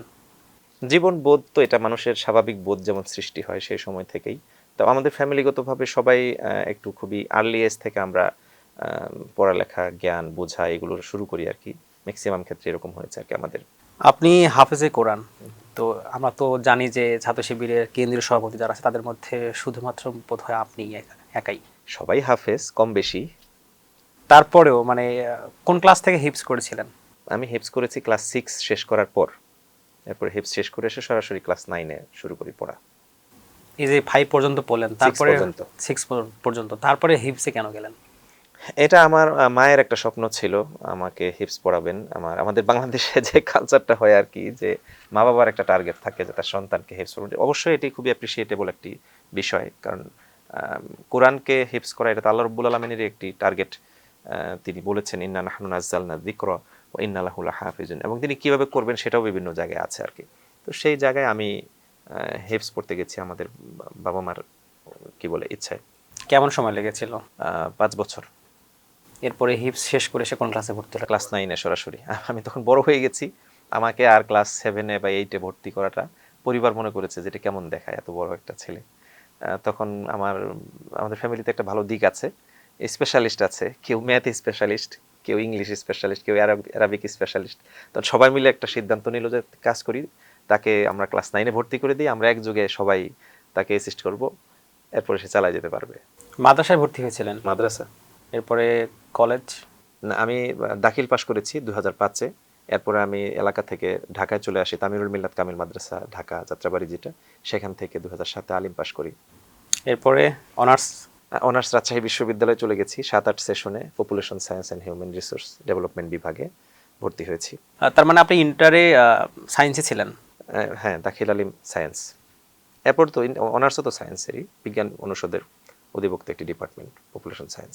আমরা তো দেখি যে যারা হাফেজ হন তারপরে যখন তারা একটা একাডেমিক জীবনে যান, মানে যখন ডিসিপ্লিন চেঞ্জ করেন, তাদের মধ্যে আসলে কোরআন যে মুখস্থ করার ব্যাপারটাকে সাথে সেটা ধারণ করার ব্যাপারটা অনেকটা চ্যালেঞ্জিং মুহূর্ত হয়ে যায় বা ব্যাপার হয়ে যায়। আপনি কিভাবে সমন্বয় করতেন? এখানে হাফেজদের ক্ষেত্রে একটা বড় ধরনের বিষয় থাকে হলো তারাবি পড়ানো আর কি, প্রতি বছর আর কি। এটা কন্টিনিউ করা, নিয়মিত তেলাওয়াত করা, এটা একটা ব্যাপার থাকে, সেগুলো আমরা করার চেষ্টা করেছি। ছাত্র শিবিরে যখন বিশ্ববিদ্যালয়ে গেলেন তখন দায়িত্ব কি ছিল? আমি তো এলাকা থেকে ছাত্র শিবিরের সাথী হিসেবে ক্লাস 10 শেষ করি আর কি। এরপরে আর সদস্য হতে আমার সময় লেগেছে একটু, মাঝখানে আলিমে ভর্তি হলাম, ঢাকায় থাকলাম। এরপর আন্দোলন, তখন কিন্তু 28 অক্টোবর আন্দোলন, আল্লামা দিলওয়ার হোসেন সাইদির সাথে আপনার মাদ্রাসা ছাত্র শিক্ষক পরিষদ আন্দোলন, এরকম বেশ কিছু আন্দোলন গেছে আর কি। এরপর আবার আমার আলিম পরীক্ষা, এরপর এডমিশন টেস্ট, মাঝখানে একটা গ্যাপ গেছে আর কি। আমি 2009 সালে ছাত্র শিবিরের সদস্য হয়েছিলাম রাজশাহী বিশ্ববিদ্যালয়ে গিয়ে আর কি। রাজশাহী বিশ্ববিদ্যালয়ে গিয়ে আমি যদিও এখানে ওয়ার্ড পর্যায়ে দায়িত্ব পালন করেছি, বাট রাজশাহী বিশ্ববিদ্যালয়ে গিয়ে শুরুতে ওয়ার্ড পর্যায়ে দায়িত্ব পালন করতে পারিনি। প্রথমে বলা যায় যে আমি সাধারণ সাথী হিসেবে কাজ করেছি, এবং ওখানে গিয়ে সাহিত্য সংগঠনে দীর্ঘদিন কাজ করেছি, প্রায় 4 বছর ইউনিভার্সিটি লাইফে।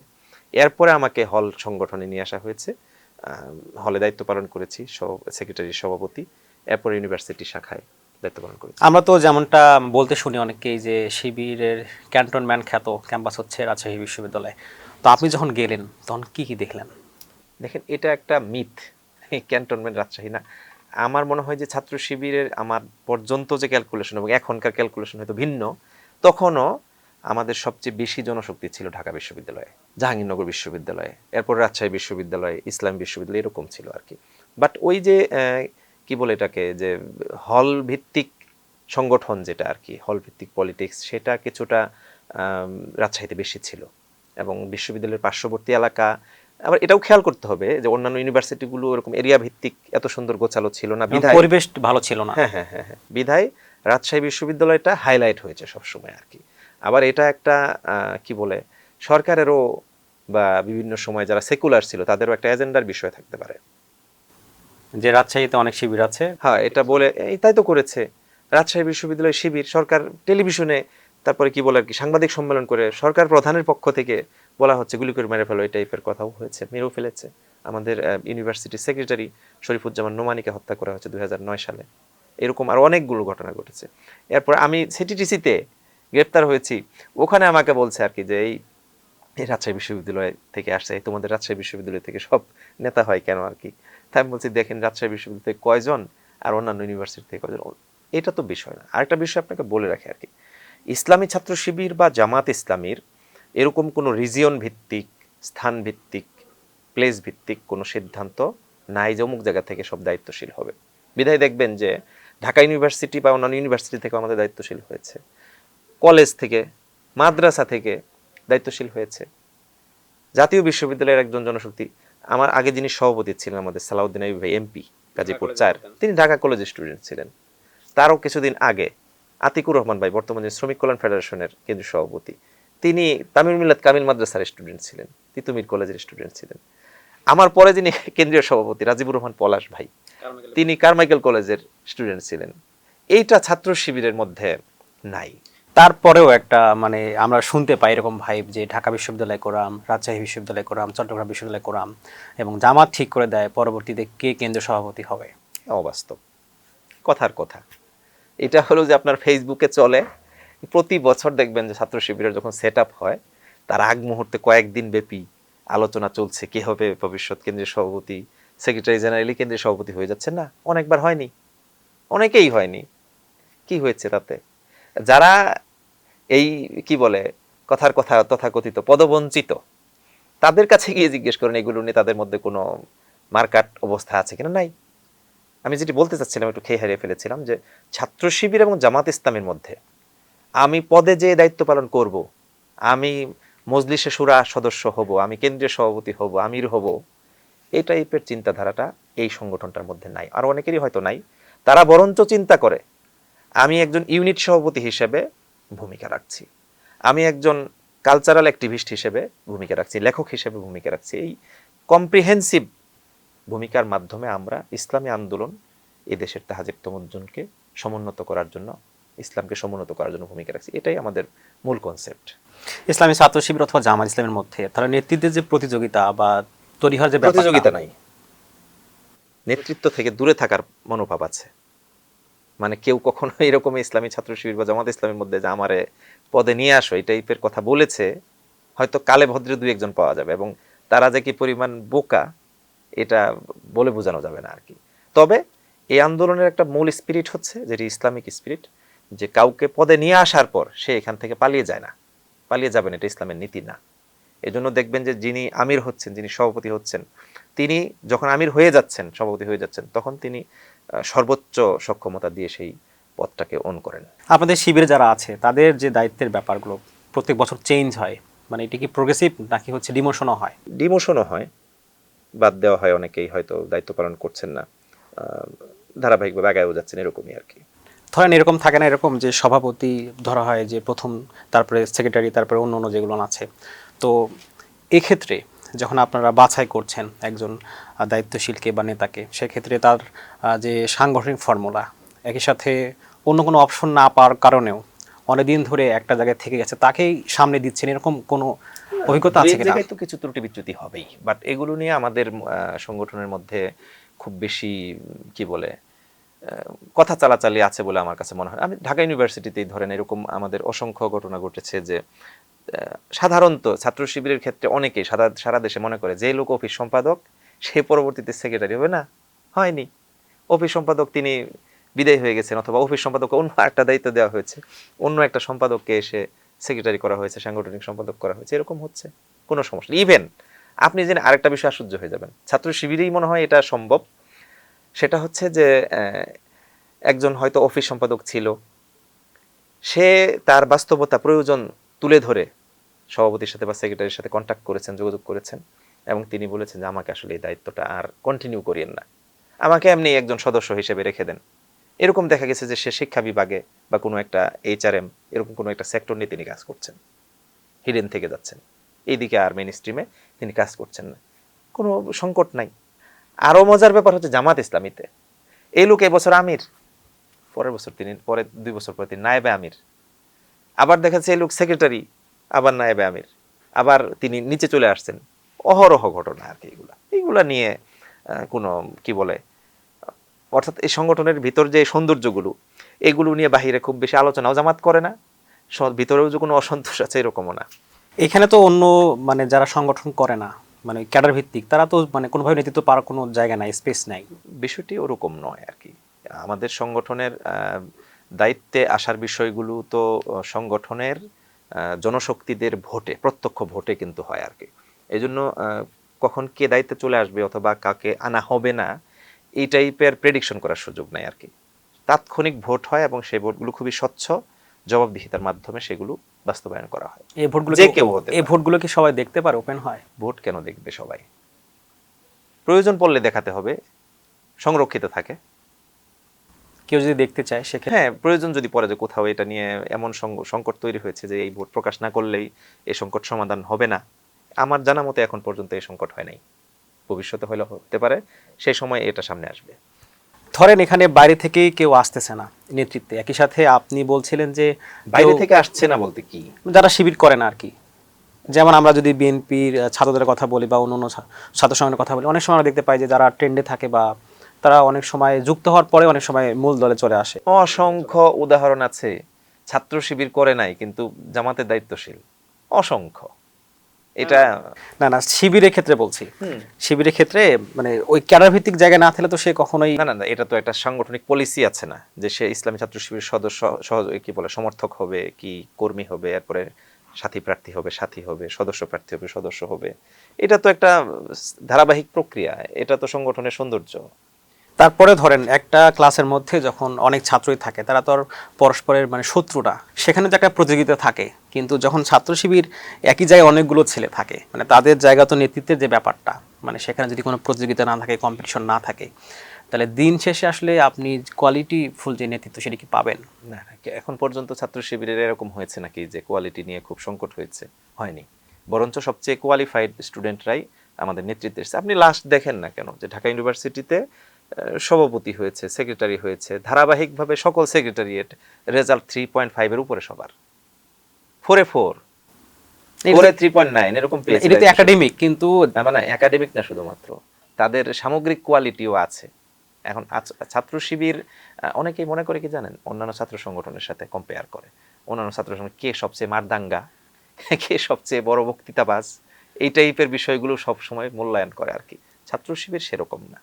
ছাত্র শিবির একজন নেতৃত্ব বাছাই করার ক্ষেত্রে, মাওলানা মওদুদীর একটি বইয়ে আছে, এখানে একজন নেতৃত্ব বাছাই করার ক্ষেত্রে দায়িত্বশীলের কি দেখা লাগবে, এবং ছাত্র শিবিরের দায়িত্বশীল যখন কাউকে নিযুক্ত করা হয় সেই সময় তার কি কি গুণ থাকা লাগবে, তার আদর্শের সুস্পষ্ট জ্ঞান থাকা লাগবে, সাংগঠনিক প্রজ্ঞা থাকা লাগবে, হ্যাঁ, মানসিক ভারসাম্য থাকবে, উদ্ভাবনী বিশ্লেষণী শক্তি থাকবে, এরকম অনেকগুলো ক্রাইটেরিয়ার মানে কম্পাইলেশনটা হচ্ছে যে দায়িত্বশীল।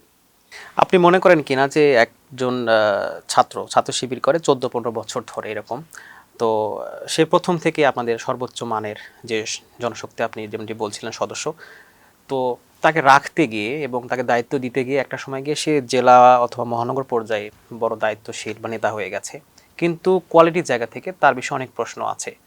তো ছাত্র শিবির এরকম কোনো ঘটনার অভিজ্ঞতার সম্মুখীন আপনি হয়েছেন কিনা? হয়েছে, এরকম হয়েছে, একেবারে যে হয়নি তা না। দেখা গেছে যে হয়তো তার একাডেমিক লাইফ আছে কিন্তু তারপরেও তার সামগ্রিক কিছু বিষয়কে মেনটেন করতে কিছু ত্রুটি বিচ্যুতি বের হয়েছে আর কি, এরকম হয়েছে, তখন তাকে ছাত্রত্ব শেষ দেখানো হয়, বিদায় দেখানো হয় আর কি, মানে সাংগঠনিকভাবে ছাত্রত্ব শেষ দেখানো হয়। পরবর্তীতে যে হয়তো সে অনেকেই ছাত্র শিবির বাদ দিয়ে জামাত ইসলামীও করেছে অথবা কিছু করেনি, এরকম হয়েছে। রাজশাহী বিশ্ববিদ্যালয়ে আপনি কবে সভাপতি ছিলেন? আমি 2015 সালে ছিলাম এবং 16 সালের একটা অংশ। ওই সময় তো আমরা দেখতে পেয়েছিলাম যে সারা বাংলাদেশে একটা আন্দোলন ছিল, তো সেই সময়কার পরিস্থিতি কেমন ছিল? সে সময়ের পরিস্থিতিটা তো খুবই ভয়াবহ পরিস্থিতি। আমরা তো বলা যায় যে সব সময় মানে ওয়ারেন্টভুক্ত, কি বলে আর কি, 63টি মামলা, 70টি 80টি মামলা এক একজন দায়িত্বশীলের নামে, এবং যে কোনো সময় ক্রস ফায়ার করা হবে, আমাদেরকে সবসময় রেকি করা হচ্ছে, কোথায় বাইক রাখি, কোথায় চলি, খাই কোথায়, ঘুমাই কোথায়, এই সব মিলে খুব ভালনারেবল সিচুয়েশন মেনটেন করতে হতো আমাদেরকে আর কি সবসময় আর কি। এমনকি আমার আগে, অর্থাৎ আমি যখন সাংগঠনিক সম্পাদক তখন যিনি সেক্রেটারি সাইফুদ্দিন ইয়াহিয়া ভাই বর্তমান মালয়েশিয়াতে আছেন, মানে তাকে একদিন আমি দেখতে গেছি আর কি, মুরগির খামারের মধ্যে তিনি রাত্রি যাপন করেন থাকেন। আমার চোখ দিয়ে পানি চলে আসছে আর কি। আমার যিনি সভাপতি ছিলেন আশরাফুল আলম ইমন, তাকে যে দেখি যে একটা কি বলে ঘরের মধ্যে জাস্ট একটা কাঁথা বিছিয়ে একটা চিটচিটে বালিশ তিনি শুয়েছিলেন সেখানে আর কি। অর্থাৎ এই সময়গুলো আমাদের অতিক্রম করতে হয়েছে। মানে ছাত্র শিবির প্রকাশ্যে করাটা ভয়ঙ্কর একটা অন্যায় ছিল আওয়ামী রেজিমের সময় আর কি। অর্থাৎ সেই সময়গুলো আমাদেরকে পার হতে হয়েছে। এবং আমার একজন জনশক্তি রাসেল আলম দুরন্ত, সে বর্তমানে ইউকেতে আছে, তার পা কুপিয়ে কেটে ফেলেছে, দ্বিখণ্ডিত করে ফেলেছে। আমাদের একজন জনশক্তি রনি, তার নাম জনি, তাকে পুলিশ 50,000 টাকার বিনিময়ে গুলি পেটে করব না বুকে করব এরকম পজিশনে, অর্থাৎ এই পরিস্থিতিগুলো ফেস করতে হয়েছে আমাদেরকে। এবং এইসবের মাঝখান থেকে আমাদের শাহিন ভাই নামে 2 জন শহীদ হয়েছেন, আব্দুল্লাহ উমর নাসিফ শাহাদাত ভাই শহীদ হয়েছেন, এরকম অসংখ্য ভাই শহীদ হয়ে গেছেন। এই সময়গুলো আমাদেরকে পার করতে হয়েছে শিবির করার কারণে। শুধু শিবির করার কারণে। ওয়ালিউল্লাহ, সে এখন সম্ভবত জাপানে বা দক্ষিণ কোরিয়াতে আছেন, পড়াশোনা করছেন আর কি। তাকে এত নির্যাতন করা হয়েছে যে তার মানে কি বলে 1 বছরের বেশি লেগেছে শুধু স্বাভাবিক হতে আর কি। এবং এরকম অসংখ্য ব্যক্তি আর কি এখনো কি বলে অনেকেই আহত আছে এখনো। আব্দুস সালাম নামে একজন ভাই আছেন, তিনি আহত। এরপরে হচ্ছে যে ফিরোজ নামে একজন ভাই নির্মম, আমাকে যখন মেসেজ করে আমি উত্তর দিই না, কি উত্তর দিব তাকে? তার শরীর, সে স্বাভাবিকভাবে চলাফেরা করতে পারছে না এখনো, সে জব করে, সে জব করতে পারে না, তার কর্তৃপক্ষ তাকে ছাঁটাই করে দেয়, এরকম হয় আর কি। ইসমাইল ভাই, তার শরীর অসংখ্য স্প্লিটার রয়ে গেছে এখনো, ওই স্প্লিন্টারগুলো যদি অপসারণ করে তাহলে সে তার নার্ভগুলো সব নষ্ট হয়ে যাবে, পঙ্গু হয়ে যাবে, এইগুলো এই জন্য সে বয়ে বেড়াচ্ছে আর কি। শিবির করার কারণে আপনার ডিপার্টমেন্টে বা বিশ্ববিদ্যালয়ে কোনো বৈষম্যের শিকার হয়েছেন কিনা? হয়েছে, এরকম তো হয়েছে অনেকবার। আমাদেরকে কি বলে মার্ক কমিয়ে দেওয়া হয়েছে বা কি বলে নানানভাবে সংকটে তো পড়েছি আমরা। এটা কি ডিপার্টমেন্টেও হয়েছে। আমি গ্রেপ্তার হয়ে এসেছি, পরীক্ষা দিচ্ছি, সরাসরি আমাকে পরীক্ষার হলে আমাকে জিজ্ঞেস করছে তুমি কেন শিবির করো, তুমি কেন এটা করো, এটা শিবির কেন রক কাটে, নানান কথাবার্তা। এটা কোন ইয়ারে ছিল? এইটা final year, honours final year. এখন তো সেই শিক্ষকরা আছেন। এখন তো আপনি এমপি, মানে এখন জি তাদের প্রতি আমার ভালো ধারণাই রাখি। আমি সবসময় শিক্ষকদেরকে রেসপেক্টফুল নয়নেই দেখি, এবং আমি মনে করি যে তারা আর কোনো ছাত্রের ব্যাপারে এরকম মনোভাব না পোষণ করুন। এরপরে আপনি সেখান থেকে কেন্দ্রে চলে আসলেন। জি।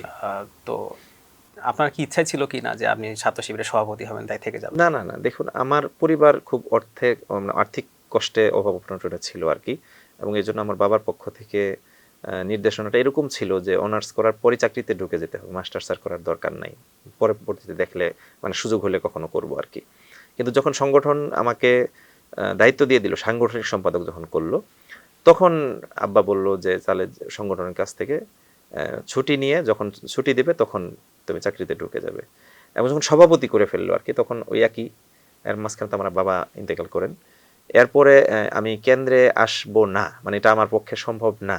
কেন সম্ভব না সেটা নিয়ে আমি আমাদের তখন সভাপতি ছিলেন আতিকুর রহমান ভাই, বলেছি ক্লিয়ার করে। উনি বলছেন 6 মাসের জন্য আপনাকে একটু কষ্ট দিব আর কি। তো তখনও আমার মনোভাবটা ছিল এরকম, তাহলে 6 মাস আমি রাজশাহী থেকে ঢাকায় এসে একটু গুছাতে, পড়াশোনা প্রস্তুতি নিতে, পরীক্ষা কি বলে চাকরি প্রস্তুতি নিতে একটু সময় লাগতে পারে আর কি। ঠিক আছে, 6 মাস একটু দেই আর কি। এই যে 6 মাস আসলাম, এরপর আর তিনি ছুটি দেন না, আবার 6 মাস পর আবার ছুটির আবেদনে, এইভাবে দেখা গেছে 5 বছর পার হয়ে গেছে আর কি। রাজশাহী বিশ্ববিদ্যালয়ের যারা ছাত্র শিবির করতেন হত্যাকাণ্ডের শিকার হয়েছেন, এমন কোনো ঘটনার সাথে আপনি সরাসরি মানে সে অভিজ্ঞতার সম্মুখীন হয়েছেন কিনা? সবচেয়ে বড় ঘটনা হচ্ছে শহীদ শরীফুজ্জামান নোমানী ভাইয়ের হত্যাকাণ্ডের ঘটনাটি। এটি 2009 সালের 13 মার্চ ঘটনা আর কি। অর্থাৎ 11 মার্চ ছাত্র শিবিরের শহীদ দিবস, সেই শহীদ দিবসের পালনের দিনকার মিছিল এবং অন্যান্য প্রোগ্রামকে কেন্দ্র করেই মূলত ঘটনাটার সূত্রপাত হয়। অর্থাৎ তখন সরকার আওয়ামী লীগ সেই সময় ছাত্র শিবির ক্যাম্পাসে মিছিল করবে, এটি বিরাট বড় অন্যায় ছিল আর কি। সেই অন্যায়ের বিরুদ্ধে তারা হামলা করলো। 11 তারিখ আমরা চেষ্টা করলাম যে এটা যাই হোক, যা ঘটে গেছে সব স্বাভাবিক হয়ে যাক, কিন্তু 11 তারিখ, 12 তারিখ, এরপর 13 তারিখে দেখা যাচ্ছে যে তারা আমাদেরকে অবরুদ্ধ করে সবগুলো হল তালা মেরে দিয়েছে আর কি, ব্যাপকভাবে মারবে এরকম একটা ঘটনা আর কি। যাই হোক, শেষ পর্যন্ত আমরা বিভিন্ন হল থেকে, আমি জোহা হলে ছিলাম সেই সময়, জোহা হল থেকে আমরা মুক্ত হয়ে বের হয়ে আসলাম। কিন্তু চূড়ান্তভাবে আমাদের কিছু ভাই শেরেবাংলা হলে বন্দী অবস্থায় ছিলেন আর কি। আমাদের তৎকালীন সাংগঠনিক সম্পাদক ফরহাদ আলম ভাইকে গ্রেপ্তার করে আটকে রেখেছিল তারা বন্দুক মাথায় দিয়ে। তো এই ভাইকে উদ্ধার করার জন্য আমরা সহ শহীদ শরীফুজ্জামান নোমানী ভাই সহ সবাই আসলাম আর কি। এবং তখন শরীফুজ্জামান নোমানী ভাই সহ আমরা যখন শেরেবাংলা হলের গেটে গেলাম, নোমানী ভাই বললেন তোমরা গেটটা তালাটা ভাঙার চেষ্টা করো, আমরা পেছন দিয়ে আরেকটা ওয়াল টপকে যাওয়ার রাস্তা আছে সেদিক দিয়ে যাই আর কি। এই যে ওনারা গেলেন, আর ইন দ্য মিন টাইম আবার আমাদেরকে ব্যাপক হামলা করা হলো, টিয়ার শেল নিক্ষেপ করা হলো, আমরা ছত্রভঙ্গ হয়ে গেলাম। এবং এর জাস্ট হয়তো 2 মিনিট 3 মিনিট পরেই আমরা জানতে পারলাম যে শহীদ শরীফুজ্জামান নোমানী ভাই আর নেই। তাকে কুপিয়ে মাথায় দ্বিখণ্ডিত করা হয়েছে। মানে উনি কি করছিলেন? মানে উনি তো চাইলে সেখান থেকে যেতে পারতেন। না, এটা আরেকটা দারুণ ঘটনা যে একজন দায়িত্বশীল তার জনশক্তিদের ব্যাপারে যে ডেডিকেটেড থাকেন আর কি, সেটি ইসলামী আন্দোলনে একটা অনন্য দৃষ্টান্ত স্থাপন করেছেন শহীদ শরীফুজ্জামান নোমানী। সেই সময় আমাদেরকে হামলা করে পুলিশ যখন আমাদেরকে ছত্রভঙ্গ করতে পেরেছে টিয়ার শেল নিক্ষেপ করার কারণে, কিন্তু আমরা সঙ্গত কারণে সেখানে থাকতে পারিনি। ছত্রভঙ্গ করে দিয়ে আবার ওই যে পেছনের দিকে যে ওয়াল, পেছন দিয়ে ছোট গেট ছিল আর কি, সেই গেট দিয়ে পুলিশ সহ সন্ত্রাসীরা একসাথে প্রবেশ করে। যখন ওখানে আর টিকা যাচ্ছিল না, সবাইকে যখন উদ্ধার করা শেষ, নোমানী ভাইয়ের আমাদের ফরহাদ আলম ভাই সহ সবাইকে যখন উদ্ধার করেছেন, উদ্ধার করে এই মেন গেটও না, পেছনের ছোট গেট দিয়ে আর আসার, ওয়াল টপকে আসারও সুযোগ নাই। তখন একবারে পিছনে হলের পেছন দিয়ে ওয়াল টপকে টপকে সবাইকে পার করে দিচ্ছিলেন। সর্বশেষ ব্যক্তিটি কিন্তু শহীদ শরীফুজ্জামান নোমানী ভাই ছিলেন, আরো 2 জন ভাই যারা আহত হয়েছিলেন সেই সময়। মানে উনি সবাইকে সেভ করে নিজে সেভ করে তিনিও তখন পার হচ্ছিলেন, ইট ধরেছেন, আল্লাহর আসলে লেখা এটা, ইট ধরেছে, কি বলে, ওয়াল ধরেছেন, ওয়াল থেকে ইট খসে চলে এসেছে, এবার তিনি পড়ে যান, সেখানে কোপ দেয়, তার মাথায় তার আঙ্গুল কেটে যায়।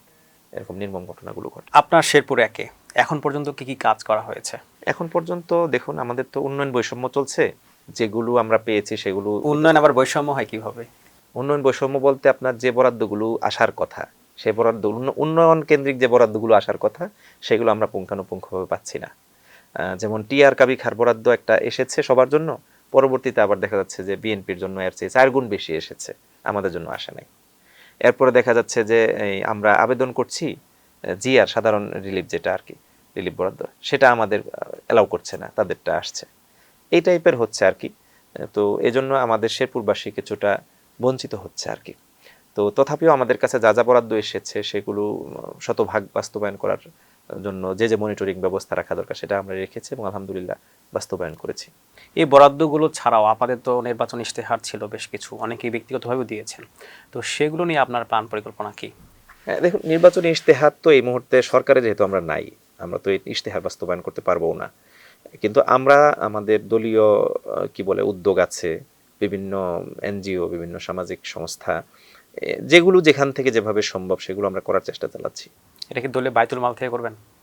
হ্যাঁ, দলের বাইতুল মাল থেকে তো আমরা অনেক কিছুই করি। অনেক সময় দেখা যাচ্ছে যে আমাদের যে আলাদা বাইতুল মালের ফান্ড থাকে, হলো জাকাত ফান্ড, সেই ফান্ড থেকেও আমরা অনেক কিছু করি। এটি আমাদের ধারাবাহিকভাবে সারা দেশেই সারা বছরই চলে, এটি আলাদা করে কোনো বলার মতো বিষয় নয়। এই যে আপনি বলছেন আপনার সরকারে নাই, সরকার চাইলে করতে পারতেন, এই বিষয়টাও আপনাদের এলাকার যে জনগণ বা আপনাদের যারা নেতাকর্মী আছে একদম তৃণমূল পর্যায়ে, তারা বুঝে কিনা? তাদের মধ্যে একটু ক্ষোভ আছে, তারা হয়তো অনেকেই বিষয়টি খেয়াল করতে পারেন না আর কি, বাট অলমোস্ট সবাই বুঝেন আর কি, যে না, এটি সরকারের করার কথা, যেহেতু বিরোধী দলের কাছে সেভাবে ক্ষমতা নাই, হয়তো পারবে না আর কি, এরকম মনে করে। তবে আমরা এখন মন্ত্রণালয়গুলোতে যাচ্ছি, সরকারকে বলছি আর কি, এবং সেই আলোকে অনেক কিছু অবশ্য মেনেও নিচ্ছে তারা। এই যে যাচ্ছেন, যাওয়ার ক্ষেত্রে কোনো ধরনের নেগোসিয়েশনের ব্যাপারটা কাজ করে কিনা, যে আন্দোলন বা এখন যে গণভোট ইস্যু আছে এগুলো যদি আপনারা না করেন তাহলে বাজেটটা ঠিকঠাকভাবে দেওয়া হবে? না, এরকম করে তো আসলে প্রকাশ্যে এরকম বলে না, হয়তো তারা পরবর্তীতে কেন দিচ্ছেন না এটার কারণ হিসেবে আমরা ধরে নিতে পারি যে এসব কারণ হতে পারে। এছাড়া আমরা দেখলাম যে আপনাদের ইসলামী ব্যাংক থেকে শুরু করে বিভিন্ন প্রতিষ্ঠান যেগুলো আছে আপনাদের ঘরনার বা আপনাদের মানুষজনের, সেগুলো কি এই কারণেই তারা মানে এভাবে জটিলতা সৃষ্টি করে রেখেছিল কিনা? ইসলামী ব্যাংক জামাত ইসলামী প্রতিষ্ঠান এরকম না, ইসলামী ব্যাংকে কি বলে উদ্যোক্তা জামাত ইসলামী, এবং শুরুর দিকে কি বলে এটা আর কি অধিকাংশ শেয়ার হোল্ডারও যদিও ইসলামী ব্যাংক কি বলে আমার জামাত ইসলামীর লোকজন ছিল না, তারপরেও একটা বড় অংশের গ্রাহক জামাত ইসলামীর আর কি। তো বাট এই ব্যাংকটিকে রক্ষা করা এখন তো শুধুমাত্র জামাত ইসলামের ইস্যু না, জাতীয় ইস্যু হয়ে গেছে। কারণ ইসলামী ব্যাংক বাংলাদেশে নানান দিক থেকে খুব ভালো ভূমিকা রেখে এসেছে। এই জায়গায় এই ভূমিকাটা রাখতে গিয়ে, ব্যাংকের পক্ষে থাকতে গিয়ে জামাত ইসলামীকে নানান কটাক্ষের শিকার হতে হয়েছে আর কি। But we don't care. জনগণের সাথে সাক্ষাৎ বা অন্য অন্য কাজের ক্ষেত্রে ব্যালেন্সের ক্ষেত্রে সমস্যা হচ্ছে কিনা, বিশেষ করে যারা আপনাদের দায়িত্ব হচ্ছে ঢাকাতে বাট আপনাদের এলাকাতে আপনারা এমপি হয়েছেন, এরকম কোনো সমস্যা হচ্ছে কিনা? না না, আমাদের এরকম হয় না আর কি। দেখুন, আমরা অন্যান্য অনেকেই হয়তো সুন্দরভাবে ম্যানেজ করেন বা কিভাবে করেন জানি না। জামাত ইসলামের ক্ষেত্রে কেন্দ্রীয় সংগঠনের নির্দেশনাটা হচ্ছে যে এমপি নিজেই একটা প্রতিষ্ঠান না, এমপিকে মেনটেন করার জন্য স্থানীয় সংগঠন আছে, কমিটি করে এটা মেনটেন করা হয়। যেমন আমাদের সাথে সাধারণ মানুষের কানেক্টিভিটি আর অন্যান্যদের সাথে সাধারণ মানুষের কানেক্টিভিটি কিন্তু পার্থক্য আছে। অন্যান্যদের মাসের পর মাস পড়ে থাকে দেখা সাক্ষাৎ করার জন্য, ওয়েটিংয়ে আছে এমপির সাথে। আমাদের সাথে এরকম করার প্রয়োজন হয় না, কারণ অনেকগুলো বিষয় আছে মানুষ কী কারণে এমপির সাথে দেখা করতে চায়, এগুলো দেখা যাচ্ছে আমাদের ইউনিয়ন দায়িত্বশীলরাই সলভ করে ফেলতেছেন, থানা দায়িত্বশীলরাই সলভ করে ফেলতেছেন আর কি। তো যে কারণে আমাদের অনেক সময় দেখা যাচ্ছে যে আমাদের যে মেইন কমিটিটা আছে আসনের, সেই কমিটি অনেক কিছু সমাধান করার কারণে এমপির কাছে না আসলেও মানুষের সমস্যার সমাধান হচ্ছে। এটা নিয়ে আমাদের সুন্দর ম্যানেজমেন্ট আছে। আমরা সমসাময়িক প্রসঙ্গে একটু আসতে চাই। আমরা দেখলাম যে সাতক্ষীরাতে একজন এমপির যে ভিডিও, সেটি সামাজিক যোগাযোগ মাধ্যমে অনেক বেশি ভাইরাল হয়েছে এবং অনেকে অনেক মন্তব্য করছেন। এই ব্যাপারে কি বলবেন? না, এটি তো দুঃখজনক, এবং আমি আশা করি যে সংগঠন সঠিক তদন্ত করে অচিরেই সিদ্ধান্ত নেবে। আমরা তারপরেই হয়তো একটা ফাইনাল মন্তব্য করতে পারবো। বাট আমি মনে করি যে কোনো অন্যায়কেই প্রশ্রয় দেওয়ার সুযোগ নাই। সেটি জামাতের আমিরও যদি করেন, আমিও যদি করি, আমাকেও ছাড় দেওয়ার সুযোগ নেই আর কি। এটি ইসলামেরও নীতি না।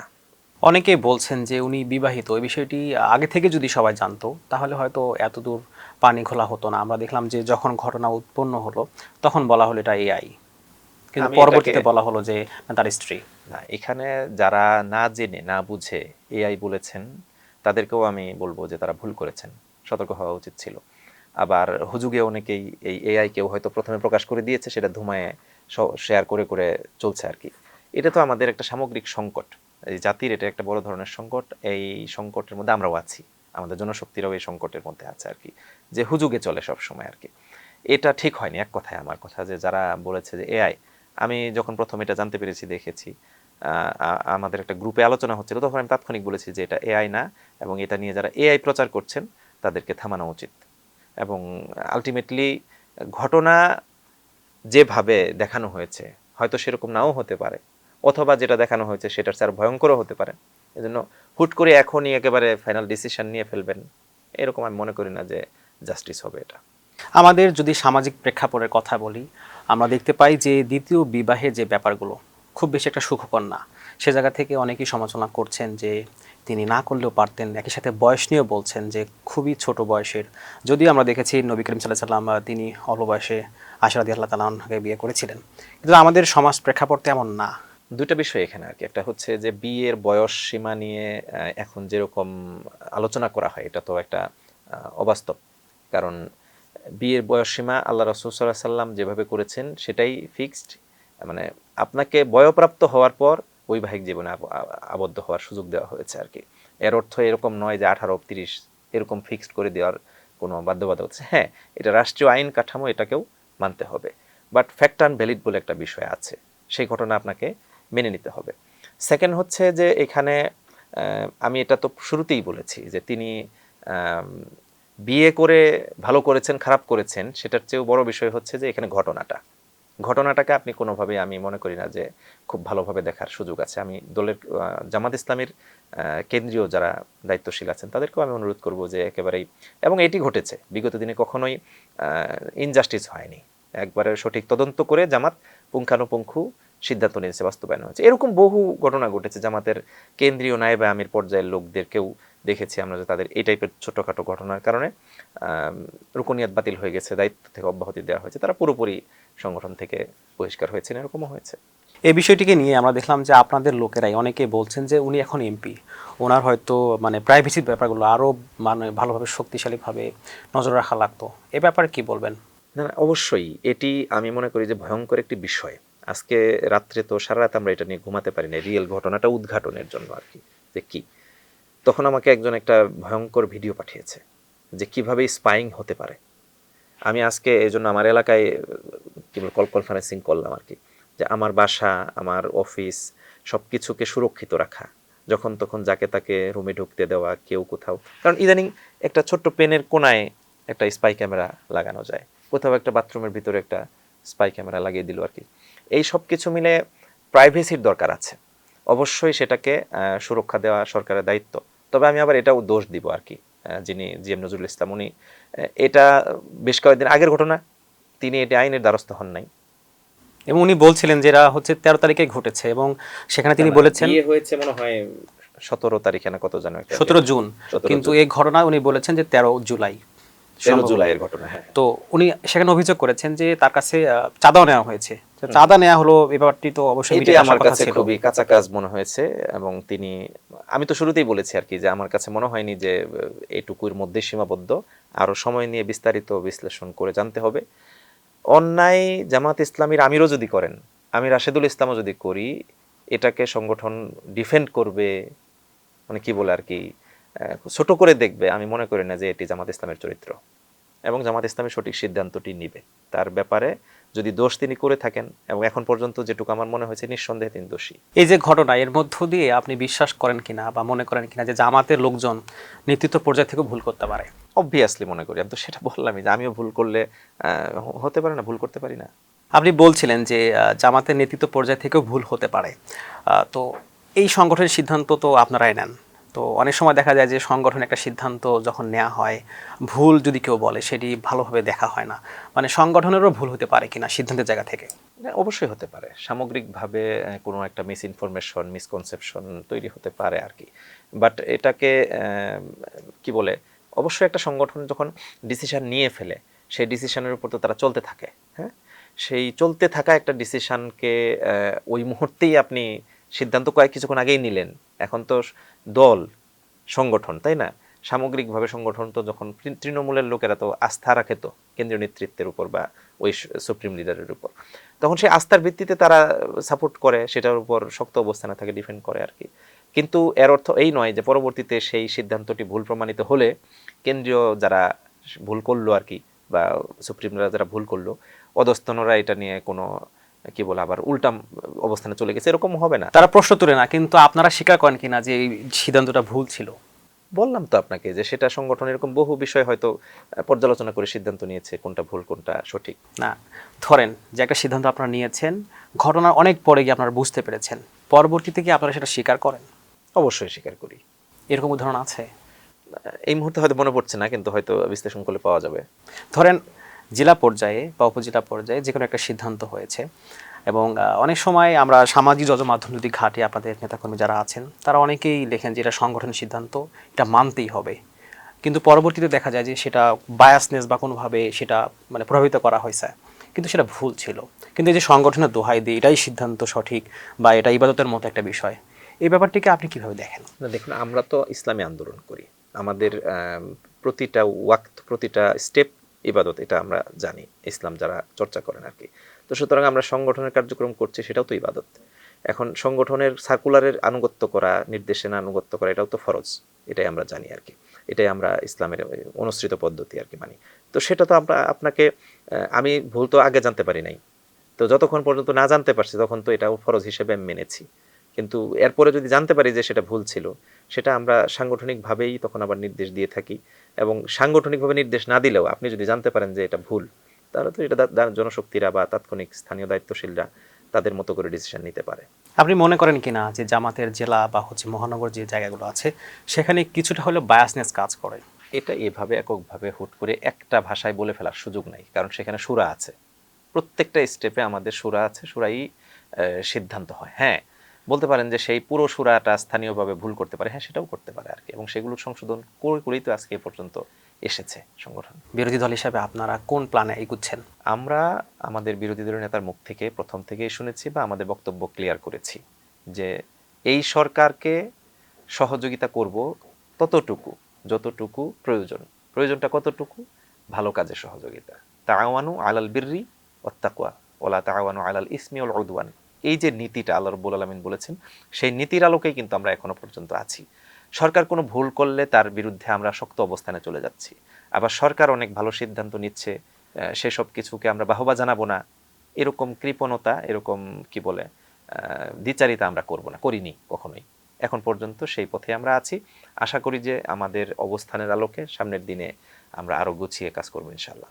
আপনাকে মিরর ক্যাফেতে সময় দেওয়ার জন্য অসংখ্য ধন্যবাদ। আপনাকেও অসংখ্য ধন্যবাদ। দর্শক, আমরা শুনছিলাম জুলাই গণঅভ্যুত্থানের সেই দিনগুলোর কথা, সেই সাথে সমসাময়িক বিষয় নিয়েও কথা। আবারও আগামী কোনো পর্বে দেখা হবে, সেই পর্যন্ত ভালো থাকুন, সুস্থ থাকুন, ধন্যবাদ।